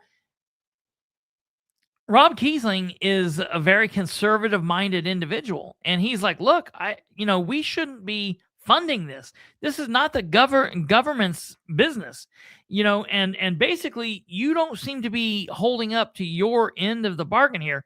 You're just renting space to these people, and it's the same people forever.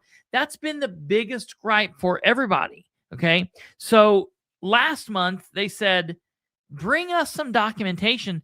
And I guess Ted took a little bit of, issue with this, because he was like, what's the problem? What don't you, so he's pushing back. So that's what this is. So here we go on. Environment of incubation. We have undergone changes just like national organizations have and such. Incubators have gone from a place-based organization to more of a hub. Institutionally allowed to fail upward. Yes, that's great. Developer. And in the past, when we brought in startup businesses, which we still do, startup businesses were requiring office space, telephones, copiers, all of those things that didn't come in normal offices, and they needed to help get started with their business. Since that time and over the years, we have seen that those things are not the priority for those clients anymore. With the changes of remote work and not needing necessarily. You're right. He does seem to be scared. He's shaky. He's not his usual. Of course, he's always just a couple minutes away from pooping on himself. Okay. Like everybody. That's exactly right. Freedom fighter. An office space. We become basically an ecosystem developer in our community. And because of that, instead of just working with the clients within the Innovation Connector, we now work with, we've, in the last 5 years, over 1,000 entrepreneurs and business owners in our community. And so our impact, because of the hub-based, ecosystem-based organization, we're serving. How many of those are still in business today? That's the main follow-up question. Of those thousands of businesses, Ted, how many are currently still functioning? 3? I don't know. Clients now and making a big difference. And so having a long-term client, yes, we do have some. I'm thinking of one right now that's been there quite some time, and they've made 4 business pivots in the last 8 years. And now. What? Is he saying that like that's a good thing? Is he saying that like that's a good thing? One business has made 4 pivots in 8 years. My dad's company did the same thing for 120 years. Every day, the same thing. What are you doing today? Same thing we did yesterday. What are you doing tomorrow? Same thing we did yesterday. What are you doing next year? Same thing we did in 1980. Same thing we did in 1972. Same thing we did in 1951. Same thing we did in 1930. Same thing we did since 1910. Now they are becoming a national leader in their type of work, and we have helped them through that progress and process. So businesses ever change. I don't know who he's referring to. I don't know if he's talking about, so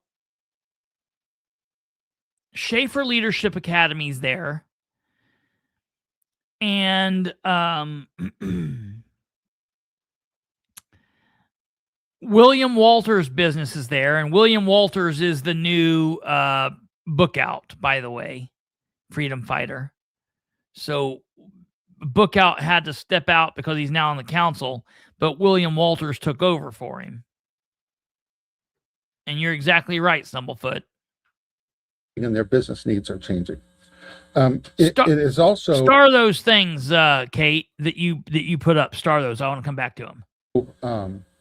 Interesting to understand that our impact has been drastically improved, but we've always remained completely in tune with our purpose. Our 2003 Articles of Incorporation Dude, he legitimately sounds like he's getting ready to poop on himself.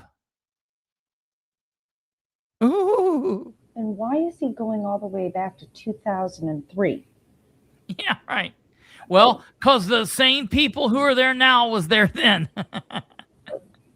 23 years ago, the world is vastly different. Yeah, no kidding.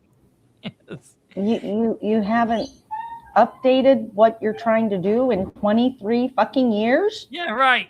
That one business has pivoted 4 times just in the last 8, and you've not pivoted once? That the Innovation Connector exists to promote, I think he's having trouble.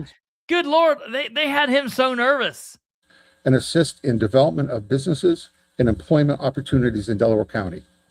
Hey, we're still doing that. I don't know that he's so much scared. I think he's kind of angry. He's mad. No, he's that mad. He had to come back to get the rest of that money and justify why he needs it.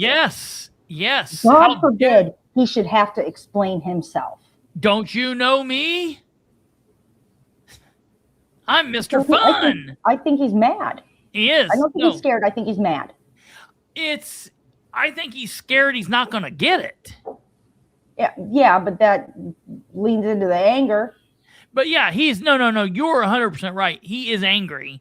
He's angry. And he's angry that there's a chance he might not get it. He doesn't want to have to talk. You know why I think he's scared? I think he's scared because he can't answer the questions. This is all bullshit. Yeah, it's filler. It's all filler nonsense. So AI wrote it for him. You're right. You are 100% correct in everything you're saying here. I don't think Ted has the intelligence to make a business successful. Ding, ding, ding, ding, ding, ding, ding. And I'm curious to know, in the business that pivoted 4 times in 8 years, during that time, were they in your building paying rent? Yes. And you get to the end of the 2 years and they're like, oh, they're going to make us leave. We better come up with a new business model quick so we can keep these cushy lease rates.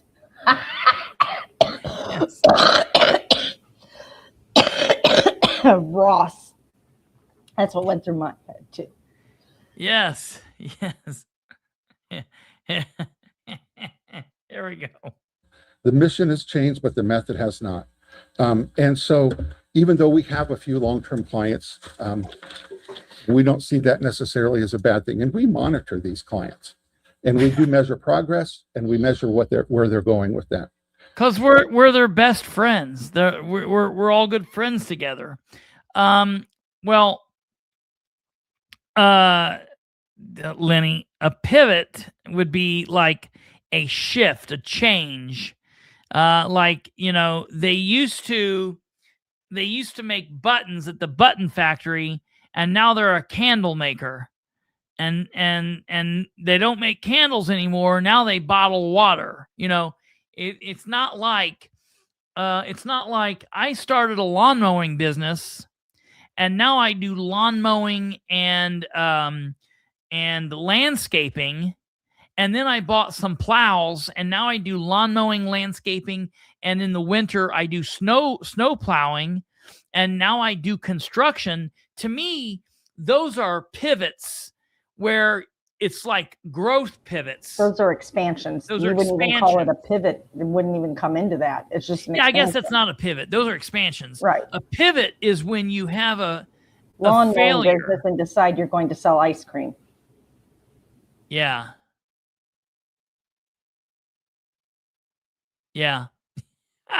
Yes. What are we saying here, Jackie? Are you talking about the Delaware County Council appointed? You're talking about Amber Green being appointed to this body by the Delaware County Council. We'll talk about that in a moment, too. Today, the Innovation Connector serves entrepreneurs and existing businesses across virtually every sector of our economy. And so with all of this said is we are about helping the entrepreneurs and businesses in our community that are not necessarily being helped. We help the most vulnerable startups and also the most vulnerable existing businesses. If supporting entrepreneurs were easy and quick, we would be called microwaves instead of incubators. And that's true. It takes time. It takes time to incubate. We was not. And so even though we have a few long-term clients, we don't see that necessarily as a bad thing. And we monitor these clients and we do measure progress and we measure where they're going with that. Today, the Innovation Connector serves entrepreneurs and existing businesses across virtually every sector of our economy. And so with all of this said is we are about helping the entrepreneurs and businesses in our community that are not necessarily being helped. We help the most vulnerable startups and also the most vulnerable existing businesses. If supporting entrepreneurs were easy and quick, we would be called microwaves instead of incubators. What? I mean, did he think that was like a smart, was that a smart piece of commentary?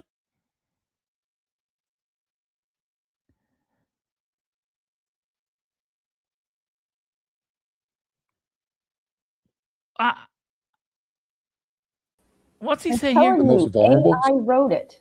Yes. Startups and also the most vulnerable people. So AI is, get those words in there that I need you to add. So it sounds like we're really desperate. So we're helping the vulnerable, the ones that no one else will touch with a 10-foot pole. So the businesses that are in there are all white guys. Yes. Yes, that's exactly true. That's exactly. Is that what you're saying? That you're running a thing to what? Yes. I don't. The Aryan dream. Yeah, the Aryan dream. Because it's hard for white men to get business loans. That's right. Right? Yes. They're not, of minority or they're not female. So, it's a bunch of white dudes helping white dudes and you need to give us money because they're vulnerable. Yeah, right. And listen, all the white dudes they're helping are all people that also take a lot of money from government entities like William Walter's business, Schaefer Leadership. They all, you know what I mean? Yeah. Yes. But they're, AI wrote it. I'm telling you. Absolutely. I agree with that. And he made sure, he said, make sure I sound pitiful, but intelligent. Yes. So we use the word vulnerable and then compare ourselves to microwaves. So you cook them to death. That's just, Mr. Fun needs to go hide. Yes. He's not a good talker. Existing businesses. If supporting entrepreneurs were easy and quick. It's like, that seems like an old Greg Gutfeld double entendre introduction. If supporting entrepreneurs were easy and quick, that would be Ted Baker. And I just realized he's justifying these businesses being in there for 10 years. Yeah. It's not easy or quick. It can take 50 years to build a successful business. Yes. Before we put them out and say, now go forth in business. Oh God. If creating business was easy, and if creating businesses that were easy and quick was like a drug deal, he'd go down outside of a bar for $2. That's have a great something I can Gutfeld. say right now, but I won't. I won't. I'll send it to you. You'll like it, but I won't say it on here. All right, send it to me. We would be called microwaves instead of incubators. This is so weird. And that's true. It takes time. It takes time to incubate. We are no longer simply a building that rents offices. We are Delaware County's entrepreneurial support hub. And I think that's worth saying.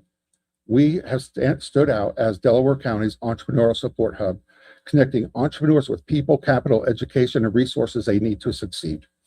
That work is strengthened through our partnerships, which if you check our website or you check what we're doing, partnerships are everything to us. And we've done great with that with different other businesses, foundations, educational institutions, nonprofits, state and federal agencies, and economic development organizations. These collaborations give us greater impact. The other thing that was mentioned during the meeting was reviewing our lease rates. And first of all, I just want you to know that our team continually evaluates revenue streams. And don't think for a minute, we haven't thought of like every month, every time we go through this, that we do need to review our rents and our leases. We really do. And so this is a continually review thing that we do. And with that in mind, again, I have questions like, what do if you look at the Innovation Connector, even though I know raising rents would you say, hey, there's more money and you don't have to ask for some, but has anybody considered the impact it has on our clients?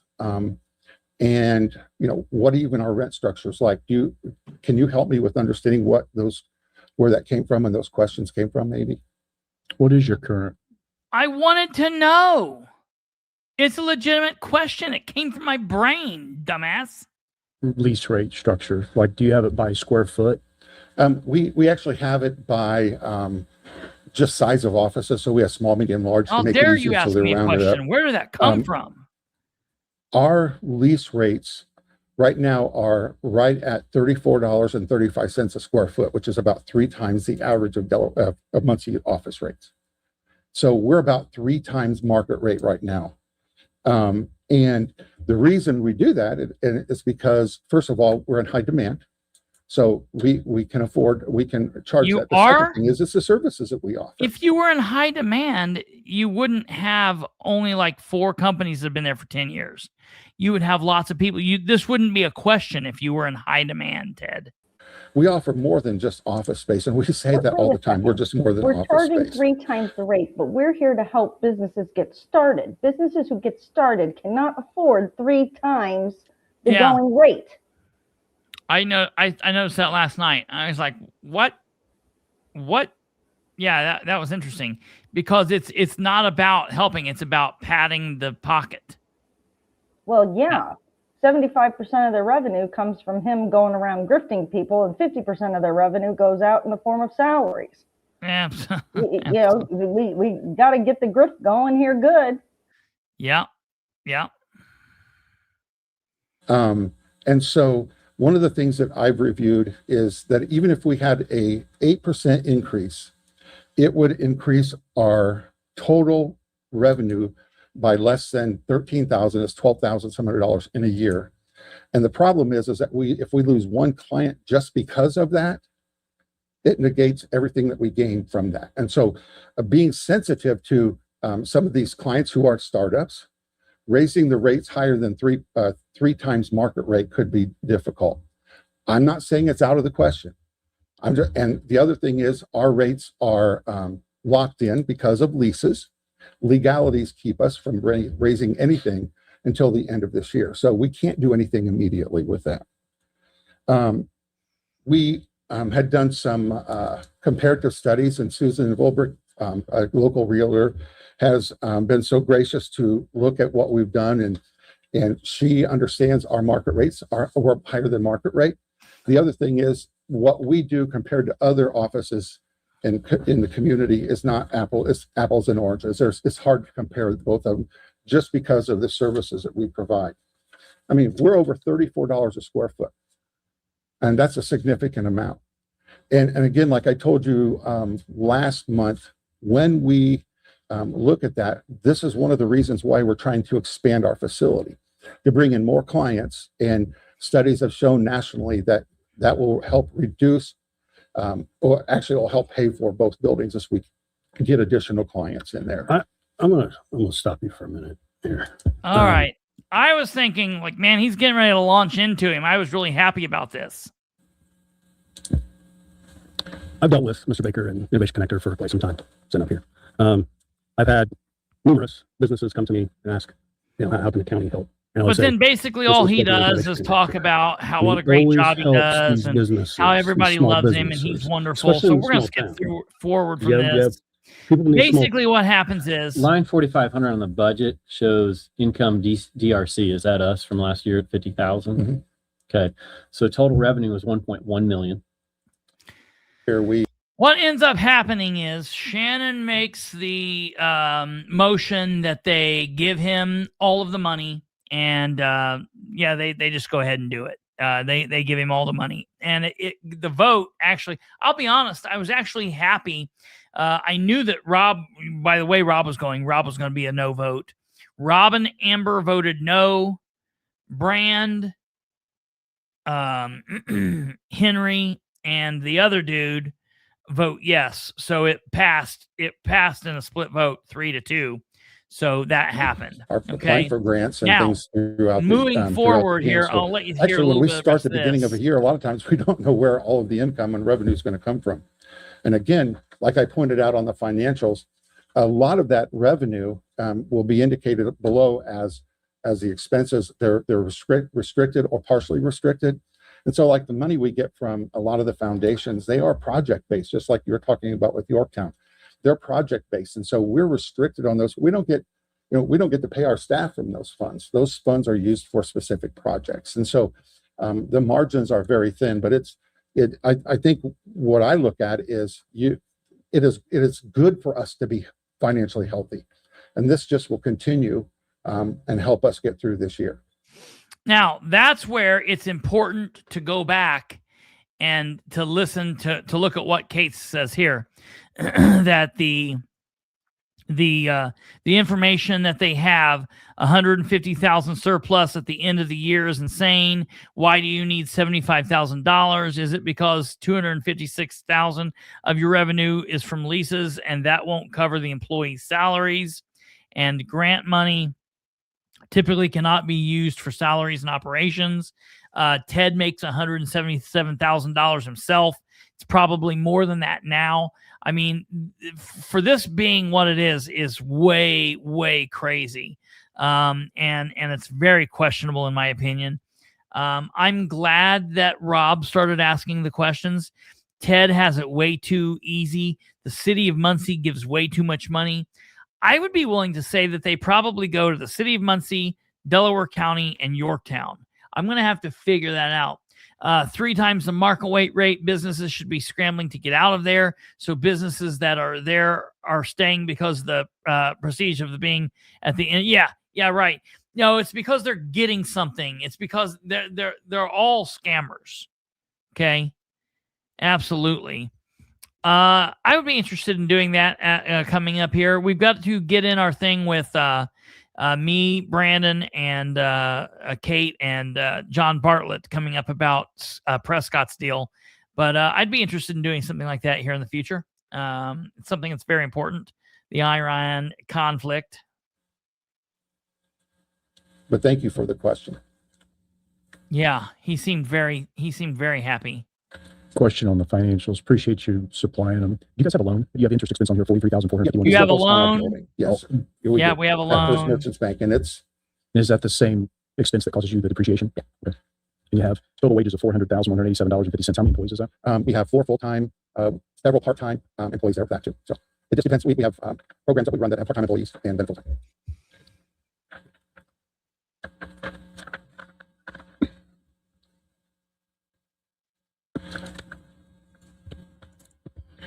I would make a motion to approve request of $50,000, and we'll just take out a multiple tips would be my recommendation. Can we specify those tips, please?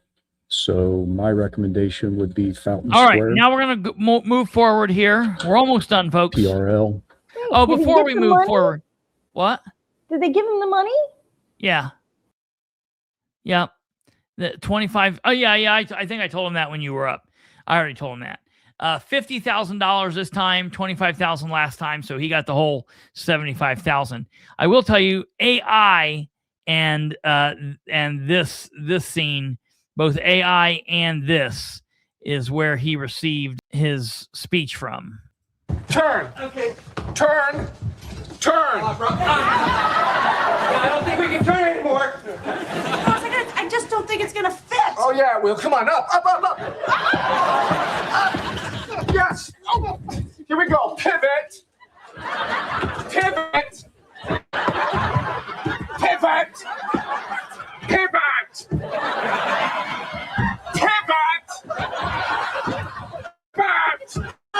Shut up. There you go. That's I felt the same way. I felt the same way listening to Ted speak. So it is what it is. All right. Moving forward in this meeting and to really get into the attitude. So that's interesting. One, we got to see an attitude from Mr. Ted Baker, who is quasi-governmental, and he feels like this is just something that is expected to be given to him. Who are you, and how dare you question me and question why this is needed? Don't you know who I am? Don't you know who my friends are? That kind of thing. And then from there, I really want you to we're going to hit some of these and we'll get ready to wrap her up, but I want you to listen to this. Amy Stetzel, who's on vacation. So in fairness to him, he hadn't been able to get back to me yet. What kind of an emergency is this? So I think to Mr. Kiesling's question, and the engineer here may correct my statement.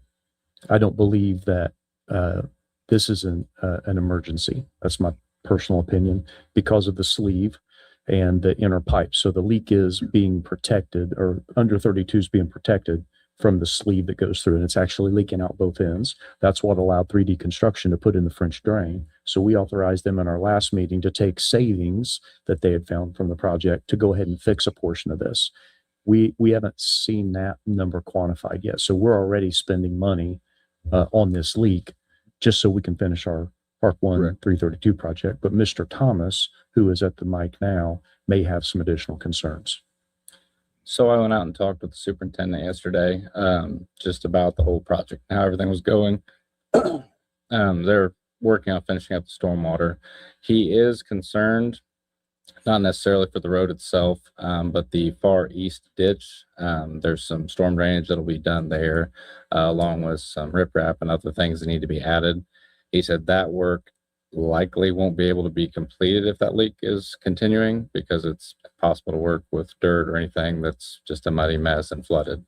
So most of the project could be completed, but that portion would probably have to hold off until something is figured out with this leak, in my opinion. So it would continue to impact our project. Yes. I mean, not the main part of it, but the outskirts of it. Yes, it would. I mean, like I said, it wouldn't be detrimental, but it would be an impact. Yes. And then I was at the Yorktown Town Council meeting where they approved up to $45,000 to contribute towards this. And then there was discussion about applying for NDOT permits. And do we know, did anybody start the process to apply for permits? Because that's going to take a while. So the last I had heard with that was Jamie was putting together that quote. He said he knew a few people with the NDOT permitting office that hopefully he could push this through a little quicker. But as far as I know, nothing has been started with the actual permits, because there's several fees that are involved with that. Yep. And he didn't want to start anything until, once again, someone says, yes, we want to do it. He was willing to start it before, basically with the promise of payment.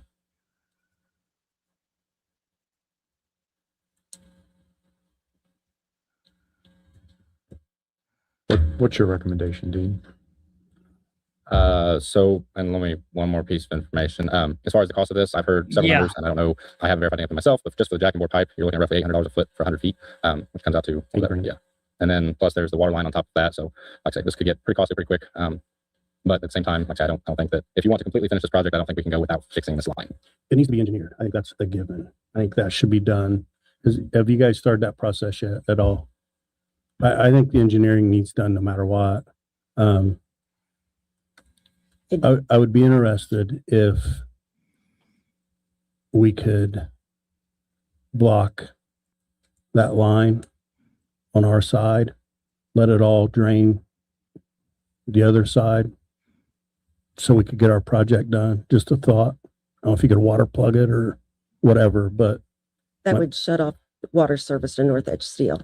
no, that's not what I'm talking about. I'm talking about, so the water that's coming out of the water line is running through the jacket, correct? So block the jacket, let the water run, let it go out the other side. Jackie. And I don't know if it can. That's funny.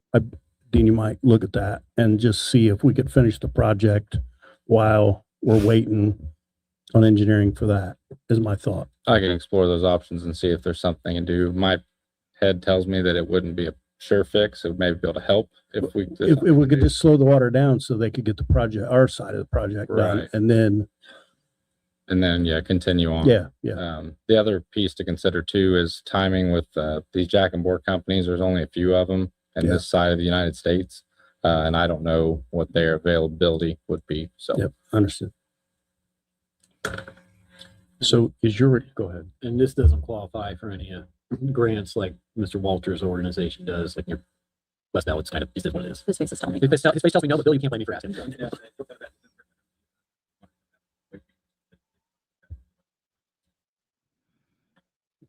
So, Mr. Early, your request is that this body pay for the American Structure Point design and engineering portion, which is $43,200, or the town's going to use their $45,000 that was approved to pay for that, and then you're going to come back and ask for support to finance the repair. Correct. Number 2, we will pay for American Structure Point.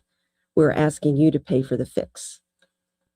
Okay. We don't have a definitive number on that yet, but before we drop 45 grand on something that serves one customer, we would like your assurance that you will pay for the fix. I would be interested in paying for the fix, but I don't know that I won't run a 12-inch line across the highway for one person, is kind of my thing. I get that the thought was for future. Okay, I think it may be an 8-inch thing. I want to say that it was 8 or 9. I understand, but still, even at that, we don't need to run an 8-inch line over there for one customer, is my point. And I don't mind, again, paying for something, but I don't know that I want to run a line across the road for one person. And I know the thought behind it, but it would be cheaper if we ran like a 1-inch line or a 2-inch line over there, is my point. Well, I have a question now then. So did the town council only approve 45,000 if we were willing to pay for the fix, or did they approve 45,000 to pay for the engineering work? They approved 45,000 for Chase to determine how he wanted to use it. And Chase determined he wanted to use it for the engineering. But only if we pay for the fix. Correct. Because there's no sense in us paying for engineering if there's no fix coming. Because our one water customer is still getting service. So if this is not fixed, it impacts our project. I think Commissioner Henry's point of, can we somehow ebb the flow of water on our side?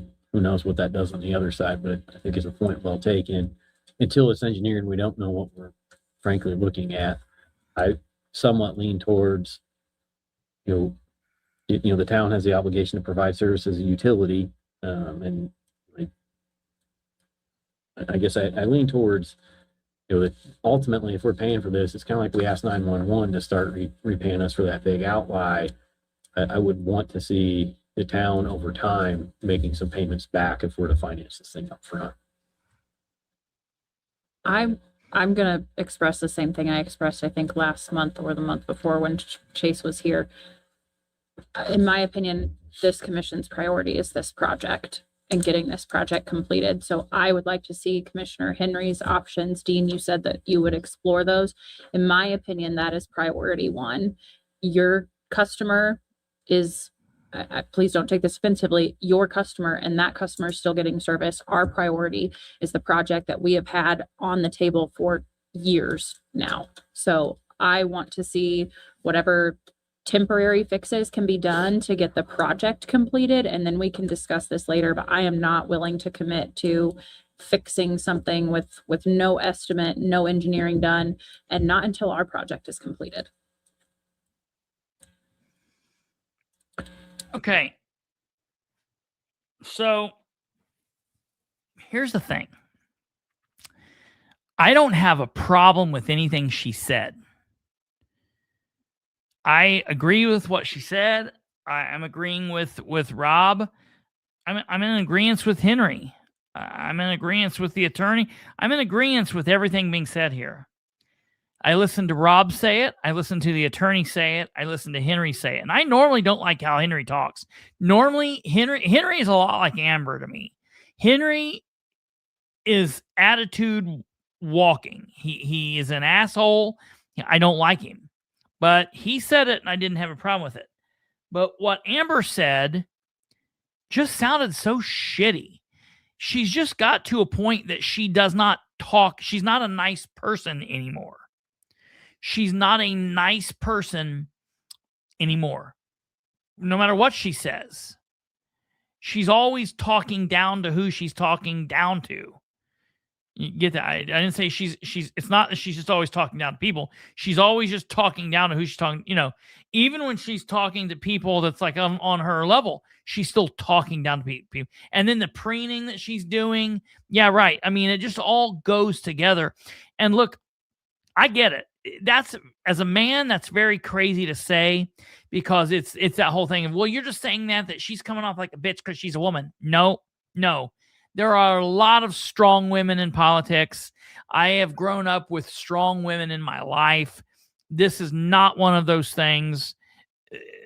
Shove it. Don't come at me with that, because that's not a thing that I will even remotely tolerate. That's not what I'm doing here. If you've noticed, she's starting to get the vocal fry now. You know what I mean? She's starting to get that whole Shireen vocal going. You know what I mean? Oh, yeah. She's not done. We're not done here. All right. This is just this. So I just, all right, but we're not done. So it was also stated in the last... She's not done letting everybody know exactly how she feels. Meeting that, hey, these are county TIFs, and there's a myth out there that the TIFs are flush with cash, but I'm telling you the TIFs in that industrial park are not flush with cash. Yes. They are obligated by debt service, even though if you look at our statement of cash position, you'll see some ending balances. But if you look at the TIF debt service report from Baker Tilly, I agree. I get what you're saying. Ending balances are almost completely consumed with debt obligation. So there's money there, but there's not. And the reason I say this, and Commissioner Henry heard the same number I did originally. I think we heard an $800,000 number, but I think somebody did their math wrong, and it's an $80,000 number. So that changes my opinion a little bit, but I agree. We need to protect our project. We need to get our project done. Is some of this the convenience of, Dean, you're saying, hey, there's only so many vendors that can do this work. And then the town saying, hey, you guys are mobilized. Are we looking at two separate projects regardless? Or so the main person that I was concerned about getting a hold of is a company to actually put the jack and bore pipe under. There are only a few of those. 3D could do the water line work. That was not a concern with the second part of the work. The first part, getting the casing underneath, is the issue, in my opinion, time wise. So timing wise, we're trying to think through how to save taxpayer dollars. Yes. Given that this has to be engineered, given our project's already underway, this does impact our project, and Commissioner Henry's proposed some solutions to mitigate it. There also has to be a vendor, plus presumably something like this needs to be bid out and sealed. For this dollar amount for the town, I would hope. Is our project going to be completed before they would even be ready to do this jack and pipe stuff based on our current schedule? I would be concerned that they would not be ready by the ending of our project. Now, once again, maybe because if this would fall under a change order, I don't know all the specific rules on bidding that out, or if we're just allowed to, up to a certain percentage, change order things in. But yeah, I would definitely be concerned with the timing, which I could start making some phone calls to find out availability. Yeah, in like the ideal world, like, oh, we approve something, they do it, but unfortunately it doesn't quite flow, no pun intended, that way. So without an engineer, we're kind of stuck at this point. And so Aaron's stuck in the catch-22. I agree, our project needs Not completed. Muncie, because this is your town See we're this talking project about. this water thing is long-term beneficial to the county. So, but which pleasure, Mr. President. I feel like I already voiced that. I want to explore the options that Commissioner Henry mentioned about draining it to the other side so we can complete our project. What if, I'm just asking a question, since we're not sure what Chase wants to do, why don't we pay for engineering? If it's 40, how much? Now listen. 43,200. 43,000. Why don't we pay for engineering? And then my point is, I'm not convinced we need a 6 or an 8-inch water line run across the street. I mean, I think if we want to, I think we can get that priced out. Both, I'm not sure if, I don't believe they may cut a little steel over there in, at that company, but I don't know how much water they actually need. Do you know their usage per day? It's not a lot. Is it just restroom facilities? For the most part? Say for the most part, yes. They've got a 2-inch meter and they're paying the minimum water bill. So they're not using very much water. It's more a matter of when it was run under 332, was a T was put in, one side to feed North Edge and the other to go for future development. So they've got a 2-inch meter. They've got a 2-inch line running to their building. Right. So we don't need anything any bigger than a 2-inch. Is my point. You get a larger project in the future, then that customer is paying for the upgrades. Sure. And I'll second your motion if that's. Well, but my point is, why don't we pay for engineering and then we can kind of. Can you explain your reasoning behind that when Yorktown has already agreed to pay for it? Well, because they're saying now that if we don't pay for the project, then they don't want to pay for the engineering. That's what I heard. I heard the town allocated $45,000 for Chase to determine how to apply towards this project. The engineering estimate is $43,000. You're saying, hey, we'll pay for the engineering. Chase needs to figure it has $45,000 to go towards the fix. Yeah, because they're saying they're not going to pay for engineering if we're not going to pay to run that water line. Right. I mean, our general discussion up here, what I'm hearing is we're not willing to just open-ended pay for the fix. If we're not going to pay for the fix, they're not going to pay for the engineering. If they don't pay for the engineering and it doesn't get repaired, our county engineer's saying our project's in jeopardy. Our job's to protect this project. Right. Did I summarize that properly? Yeah, you did. Yep. That's exactly what's happening. I believe we have a motion and a second, correct? That's my motion, yeah. Was there a second? I'll second it. I thought there already was. I'm sorry. No, it's fine. You're all right. You're all right. Yeah. And I'll work with you guys to figure out which TIFs out there to take Here this we go, ladies and gentlemen. $43,200 out of. I believe it might come from Park Save a Lot, but I need to look at the debt load. Aaron, do you have a quote for that 43,200 and the information? I do, yes. Can you get me a copy of that so I know who to do the resolution to pay this? Yes, I sure can. And make sure Yorktown keeps their 45,000 in hand because we're going to need it. It's going to be expensive. Yeah, that's what I would like to add. I know we've been here for a while. It's almost been 2 hours, but I'm like up to here with the what ifs with Yorktown, and that's not directed at you, Aaron, but like if you're going to agree to pay for the engineering, just do the engineering and then talk to us about the project later instead of forcing a 30-minute conversation about it. Sorry. Okay. Roll call, please. Mr. Kiesling. Yes. Commissioner Brand. Yep. Commissioner Henry. Yes. Mr. Wiggerly. Yes. Ms. Green. No. What? Why is that a thing that is ever said in a governmental meeting? I will never for the life of me understand why that is a thing that is said. Will you talk about what needs to be talked about at meetings. And if it takes 40 minutes, it takes 40 minutes. If it takes 30 minutes, it takes 30 minutes. If the meeting takes 2 hours, it takes 2 hours. Here's why it's a problem. The problem is this meeting starts at 9 a.m. on a Thursday morning when she should be working for the city of Muncie as the communications director.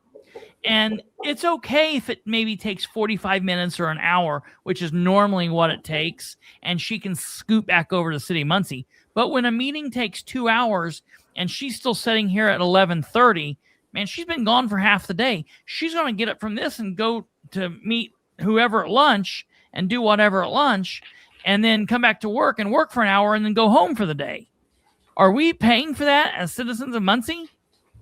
Well, and then she made that big speech about how we need to do our project. We need to do our project. And they're saying, we're going to do the engineering to protect our project, and you're going to pay the $45,000 to fix the project, and we'll figure that out later. And then when it comes down to the vote, her project really doesn't matter. Yeah, because she's been up here too long. She needs to get back to work. That's right. That's exactly right.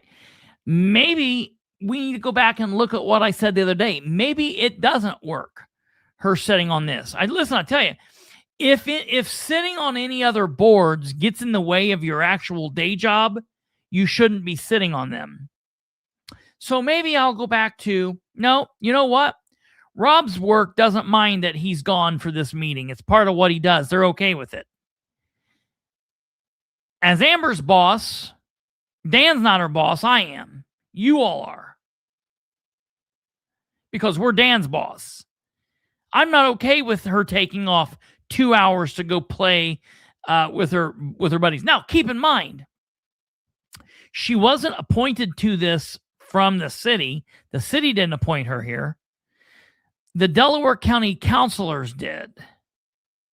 And the Delaware County councilors that appointed her here were Dan Flanagan, Bill Hughes,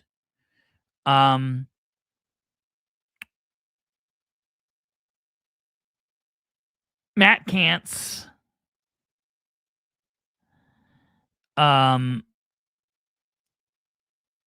who's on the Mokel. I don't know who's on them. Matt Kantz and whatever. Whoever's on it, whatever. The bottom line is, same thing with Brand and Henry. Yeah, but listen, here's the deal. They're county employees and not county employees, they're county elected officials.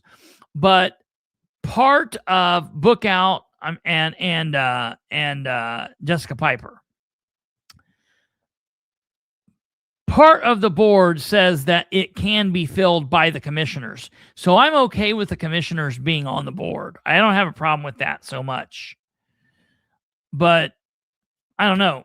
I just never seen Amber wild out like that. With this. And as far as whatever's going on there, I have no idea. I don't know what's happening there. I don't know what's happening. I don't know what's going on there, to be perfectly honest with you. I don't know. I haven't talked to Amber in a long time, and I don't know what's going on in her life.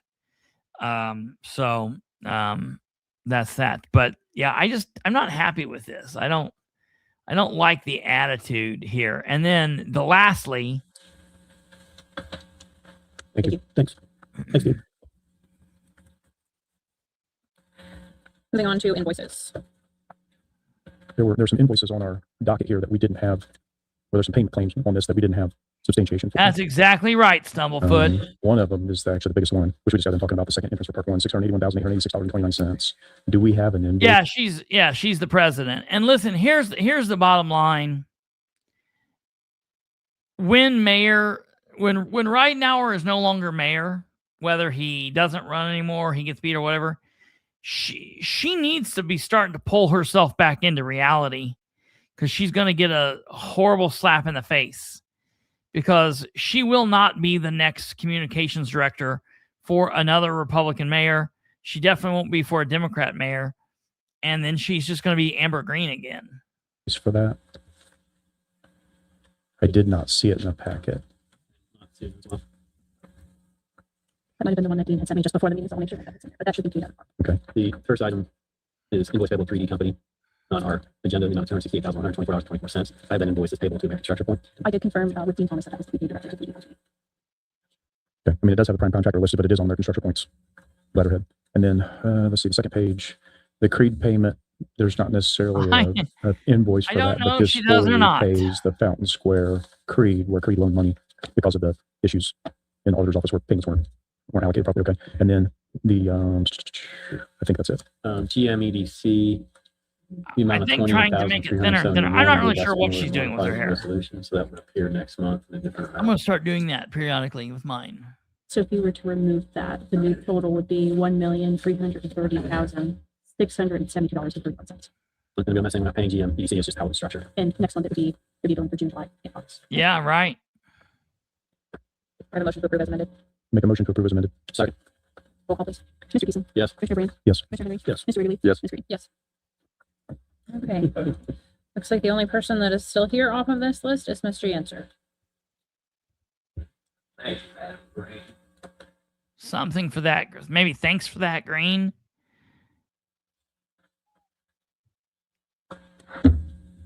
Rick Yancer, newsman, author.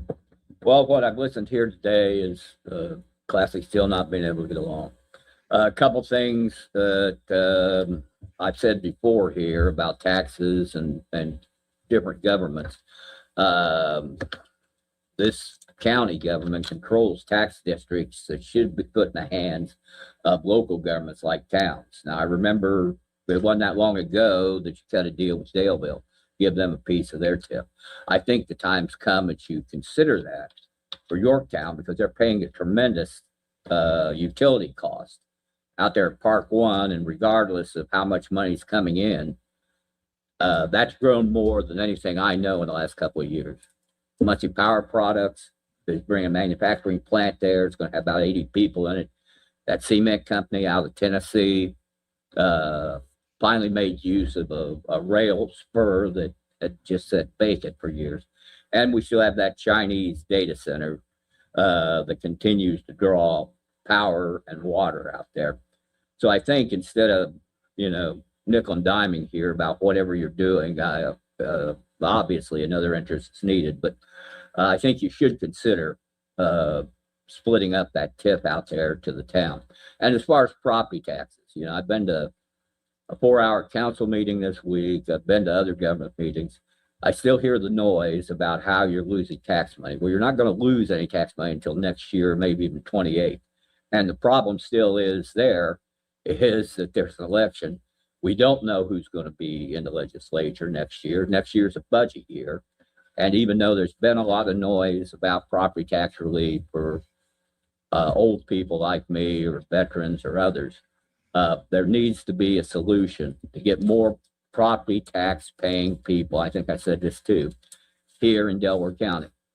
We've let this county go somewhere else with institutions that have the biggest employers that don't pay property taxes, and they still want government to serve them, whether it's a new fire station in this town or other towns that need help.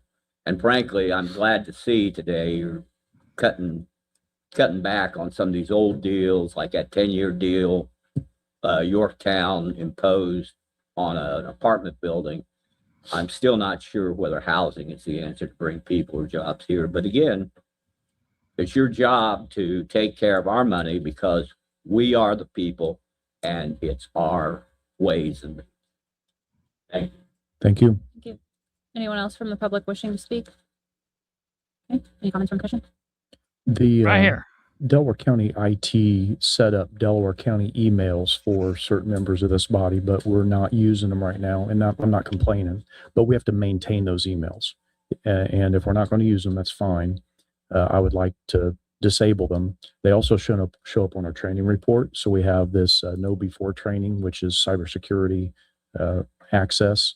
So I just would like some direction. If we want to use them, that's great. We'll leave them in place, and then we'll have to complete the trainings. But if we're not going to use them, that's fantastic too. I just don't want to maintain them anymore. And I don't want their omissions for completing training showing up on our training report. I use mine before the meetings generally. I wasn't sure if those training emails were spam or not, so I just didn't. No, they're real. So they're very real, and I'm very serious about them. That's good. No, Yeah. Sometimes those spammers do that stuff through. Yeah, because what the commissioners have authorized Ryan Stoltz, our IT leader, to do is anybody that doesn't complete those trainings, their credentials will be disabled because it's a risk. I mean, we've had credential harvesting that has been successful in the county. People actually gave them their passwords and gave other people's information, and that's what these trainings are for. I'm not saying you would do that, but we have to mitigate risk. Yeah, I appreciate that. Okay. I just mitigated the risk by not opening it. So leaving yours in place, please. Okay. I'll take your direction there. I already get DCRC emails to 2 other emails because people get my city email confused with the email that I traditionally use for DCRC business. What email do you normally use for the DCRC business? What email is that? And boy, man, I can't imagine how tough it is to be Amber. I'll be honest. We need to give her some slack. She is a really important person, and I apologize for anything negatively I've said about her. I apologize. I am happy to use it if that is how you would like me to proceed. She's important. It is not, however, my preference because I'm already pulling from multiple email inboxes for DCRC business. Dude, it sounds like Shireen is talking. It's really more about public records access risk. Yeah, right. Don't you know what that is, communications director? Anything, in my opinion. I believe it came from RAI, was suggesting we should be using these for a public access standpoint. Then I will use it. Okay. Now she's got 3 emails. RAI is that if you're not using a professional email, you have one created. And I believe everyone here does use a professional email. Who's this person talking? So where'd this person come from? They are necessary unless who is this? It's the wish of the commission to do so. Man, I'm agnostic. Ed Carroll has really been hitting that Ozempic. I just want, if you're going to use it, great. If you're not, then I'm going to disable them so that it doesn't muddle up my How about we report. say this? Yes. I will use it and I'll do It's the your note before I'm familiar with it. Mine can be disabled. 3 emails. 2 phones. Because I know mine's protected under a high level of security. Or the one I used for my work. Perfect. Thank you. Okay. That's it for me. Who's Kenny Rogers there? Who's on this board anymore? Meeting is adjourned. All right. I'm off to lunch. I about put you up on the screen. That's it, ladies and gentlemen. Just the attitude, man. I'm so tired of it. It's just like a current that flows in through all these people. I'm just so tired of the attitude from all of these people. We've got to figure something out. It can't be like this. It's really, really, really bad. And we have to let them know who's in charge. So that's it. All right.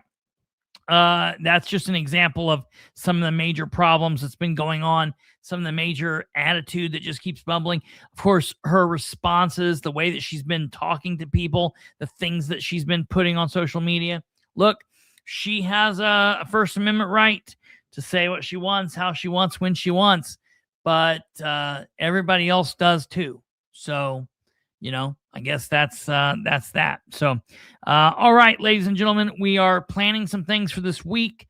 Hopefully we're going to get the JD Prescott deal taken care of, that we're going to look through and deal with Brandon and John Bartlett. And we got a couple of other things. So you guys hang tight.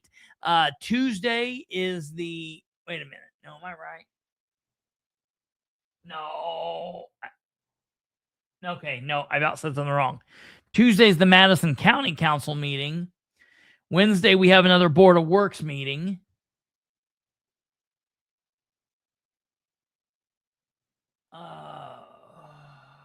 And then, Thursday, we have the Muncie Redevelopment Commission meeting. So that'll be big. All right, you guys take care. God bless. Good night. And we'll see you later. Goodbye.